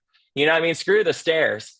I mean? I'll just hang out and not do anything and then just take the elevator when it gets there. You can go to the stairs if you want from the 20th floor and back down to the ground floor if you want. I'll just sit on the 20th floor watching TV, and then I'll get on the elevator and I'll meet you there. We're all going to make the same amount of money. You're just going to work a lot harder than I am. Right? I take a fraction of the trades you're probably taking, and I'm making plenty more than enough money to offset all of my stuff, right? And so it's like, but it's, I don't have to be involved in the market like that, because when I get in, I'm going to get a really large move that's going to, that's going to make it up, right? So it's kind of like, kind of a way to do it. Kind of works. So Uber, did anybody take any positioning on Uber there on that entry? I mean, it's a pretty nice little entry spot up here.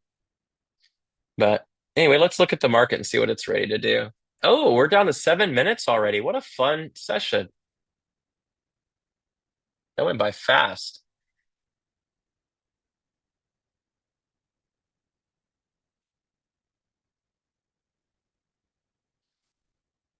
Swing trade paranoid facts. But yeah, so I just couldn't keep up with it. I would just wake up I'd go 2 or 3 days, and then I would just be like, oh my God, like it would just all go away. And I just got so over that.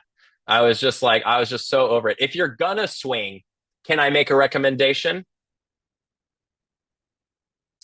Look at agriculture and look at metals, right? If you're really gonna swing trade, look at silver, look at copper, look at gold, right? Platinum, look at orange juice, soybean future, right? Look at agriculture, because these are things that are pure markets that aren't so economically impacted, and they have a finite supply, right? You can't just generate more, right, when there's only so much of something that's out there, right? It has to be mined, right? And it has to be presented to market. And we all know there's only so much of it on the planet. So, but like, especially agriculture, especially if you're starting to pay attention. Oh yeah, they trend much better. So like,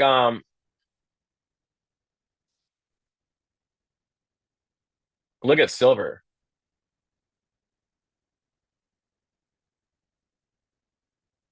Look how this thing trends.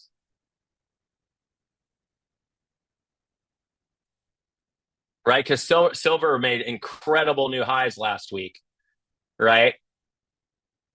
So, but look at this. Look at the volume coming in on futures right now, as they're dropping right on silver futures. When this thing trends, it trends nice. Look at the movement up for days.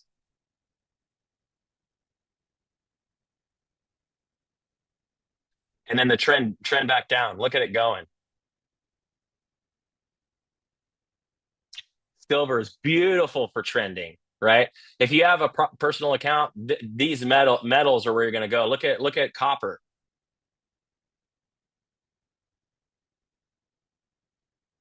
Look at when this bad boy trends. We get really nice. This is an after hours trade. Metals trade great after hours. So if you're in a different country, right? Metals trade really well with the European Open. Right? They trade really well with the Asian market, right? So because those markets impact these elements, right? So these futures, right? Platinum included in this, Ben, obviously, right? Right? We can get great moves on these and after hours. So if you're looking to after hours swing, maybe look at some of these metalled futures, because you can also run targets and stops with them, right? Since these are futures, this market is open right now. Right. So you're actually getting targets and stops. You can actually get into a position and go to bed and actually sleep okay. Because worst case scenario, who cares? You lose. Right. We lose all the time. Who cares about that? Right. You just don't want to lose any more than you wanted to. Right. So you can go in and put on your swing and just wake up the next day and see where you're at. If you're up positive, then good. Lock on your trail and go. You're done. So, I mean, it's really easy ways. I'm telling you right now, you will make the most money you've ever made in day trading when you start doing the least amount of work, right? Day trading isn't, so this is why so many of you, we'll kind of close out on this concept. So many of you are here. You know what? I'll work on one, Dish. So many of you are here. If you want to learn about futures, come here, Mickey. I'll tell you everything I know. If you so many of us, right, that are going through this process and getting into these things are going to struggle with these varied items, right? So we really got to kind of get into that and really make sure we're focused on that so that we can get the performance, you know what I mean, that's into it. So we'll talk a lot more about futures over the next let's plan on Thursday. Okay. Let's do is that thumbs up for Thursday futures? We can talk a little bit about with Doc on Wednesday, maybe a little bit too, because she's a futures trader. But maybe on Thursday, we'll talk a lot of futures on Thursday. I can give you a little history lesson on them if you'd like. We can talk a little bit about how to calculate them, how I'm, and how they work in there. I think we can certainly do that. So, okay. So make sure you mark on your calendars that we're going to be talking on Thursday. Okay. And then we can do that. And then we're going to continue to focus on performance aspects. Right. So free webinar is in a couple of days at noon. I think it was the 17th. There's a link up above. That's Avi on that one. Yeah, come by, Yusum. It's always good to include the knowledge, because then you'll learn how they impact the market and stuff. So, hey, T Chad, thanks for hanging out with us and interacting and being so cool today. Hopefully you sent me that email, and we'll start talking about New York. Don't forget, everybody, I'm going to look to start planning a New York meetup, maybe for December. So my buddy T Chad here is going to help me with some coordination. So just kind of start booking loosely in that for a fun time. If you're really looking to not trade alone, you're looking to hang out with some people, maybe come by New York and see some pretty Christmas stuff. Maybe we can coordinate all like doing something cool together. So I think it'd be a lot of fun. So we'll get doing that. For everybody else out there, make sure to come by this week. We've got lots of stuff loaded up into the schedule this week. We're going to talk Futures Thursdays, Dr. V on Wednesdays, and maybe Lenny tomorrow, and then Nathan on Friday. So I've got a lot going on this week, plenty for y'all from 11 to 12. So make sure you mark your, set an alarm, get in here, and all that good stuff. So I hope you all have a great rest of your trading day. Much love to you all. Keep it green, and I will talk to you later.